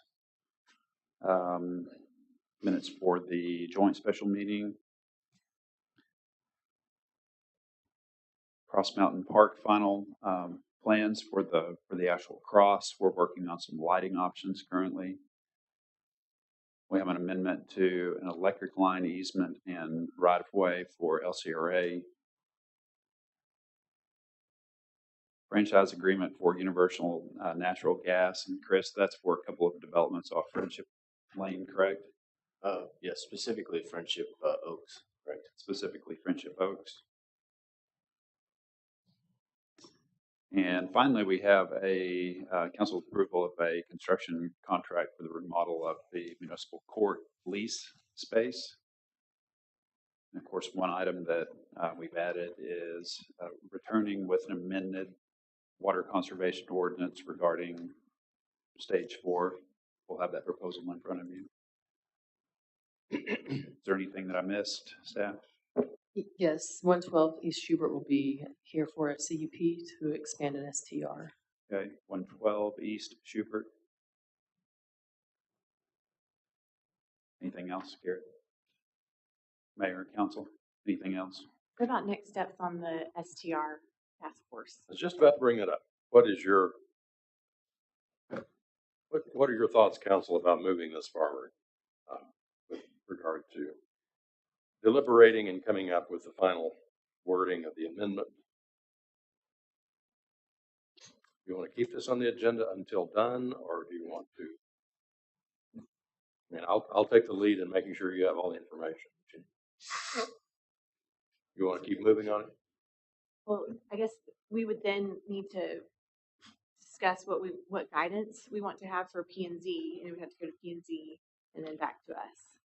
So, in starting that whole fun process, is 2 weeks enough time for us to go over the 16 items y'all deliberated? And I sent you all, right, the actual amendment proposal itself. I just didn't include it in the presentation, but you have all that blue letter stuff.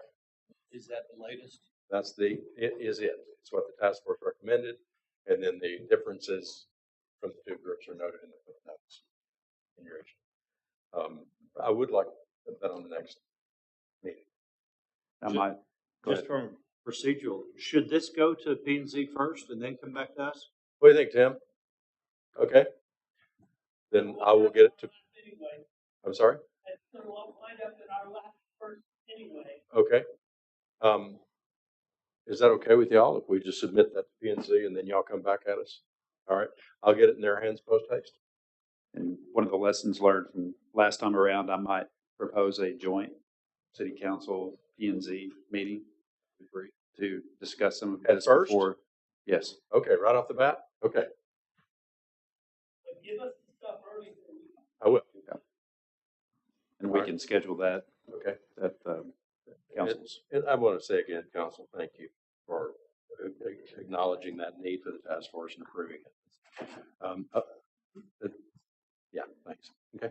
Can I just, it will be a public hearing, and so we will have to send out the letters to all citizens again. So that's another mailing of 6,000 letters that staff will have. So just give us time to do that too, when you're thinking about the time frame. Speaking of, if there's a way to make those letters, those announcements a little clearer about what this is, because it has, as I recall, it had a bit of too much of a boilerplate lingo on it, and I'm missing, here's exactly what this is. Here's what this means. If there's a way to make that a little clearer, since it's going out to everybody. That's just my feel. There is some specific language that we have to include, but we can work with Mick to make sure we provide as much detail as possible. Just imagine you haven't been a part of any of this discussion and you get this in the mail. What is this? Understood? Thank you. Thanks. All right, we have our marching orders about that then. Thank you. You good? Anything else about future agenda items, ladies and gentlemen? We had some requests from Judge Baker about her Executive contract. session. Okay. All right, we have some executive session items to go into, consider and discuss the state of Texas ex-rel Association Against Fredericksburg Annexations in City of Fredericksburg. Consider and discuss the appointment, evaluation, reassignment, and or duties of public officer, especially the city attorney, and also item C, duties of public officer or employee, especially the municipal court judge. Those are the three items for executive session. I move that we go out of regular into executive session. Second. Motion and second to go into executive session. All in favor say aye. Aye. Any opposed? All right. This will likely be lengthy discussion.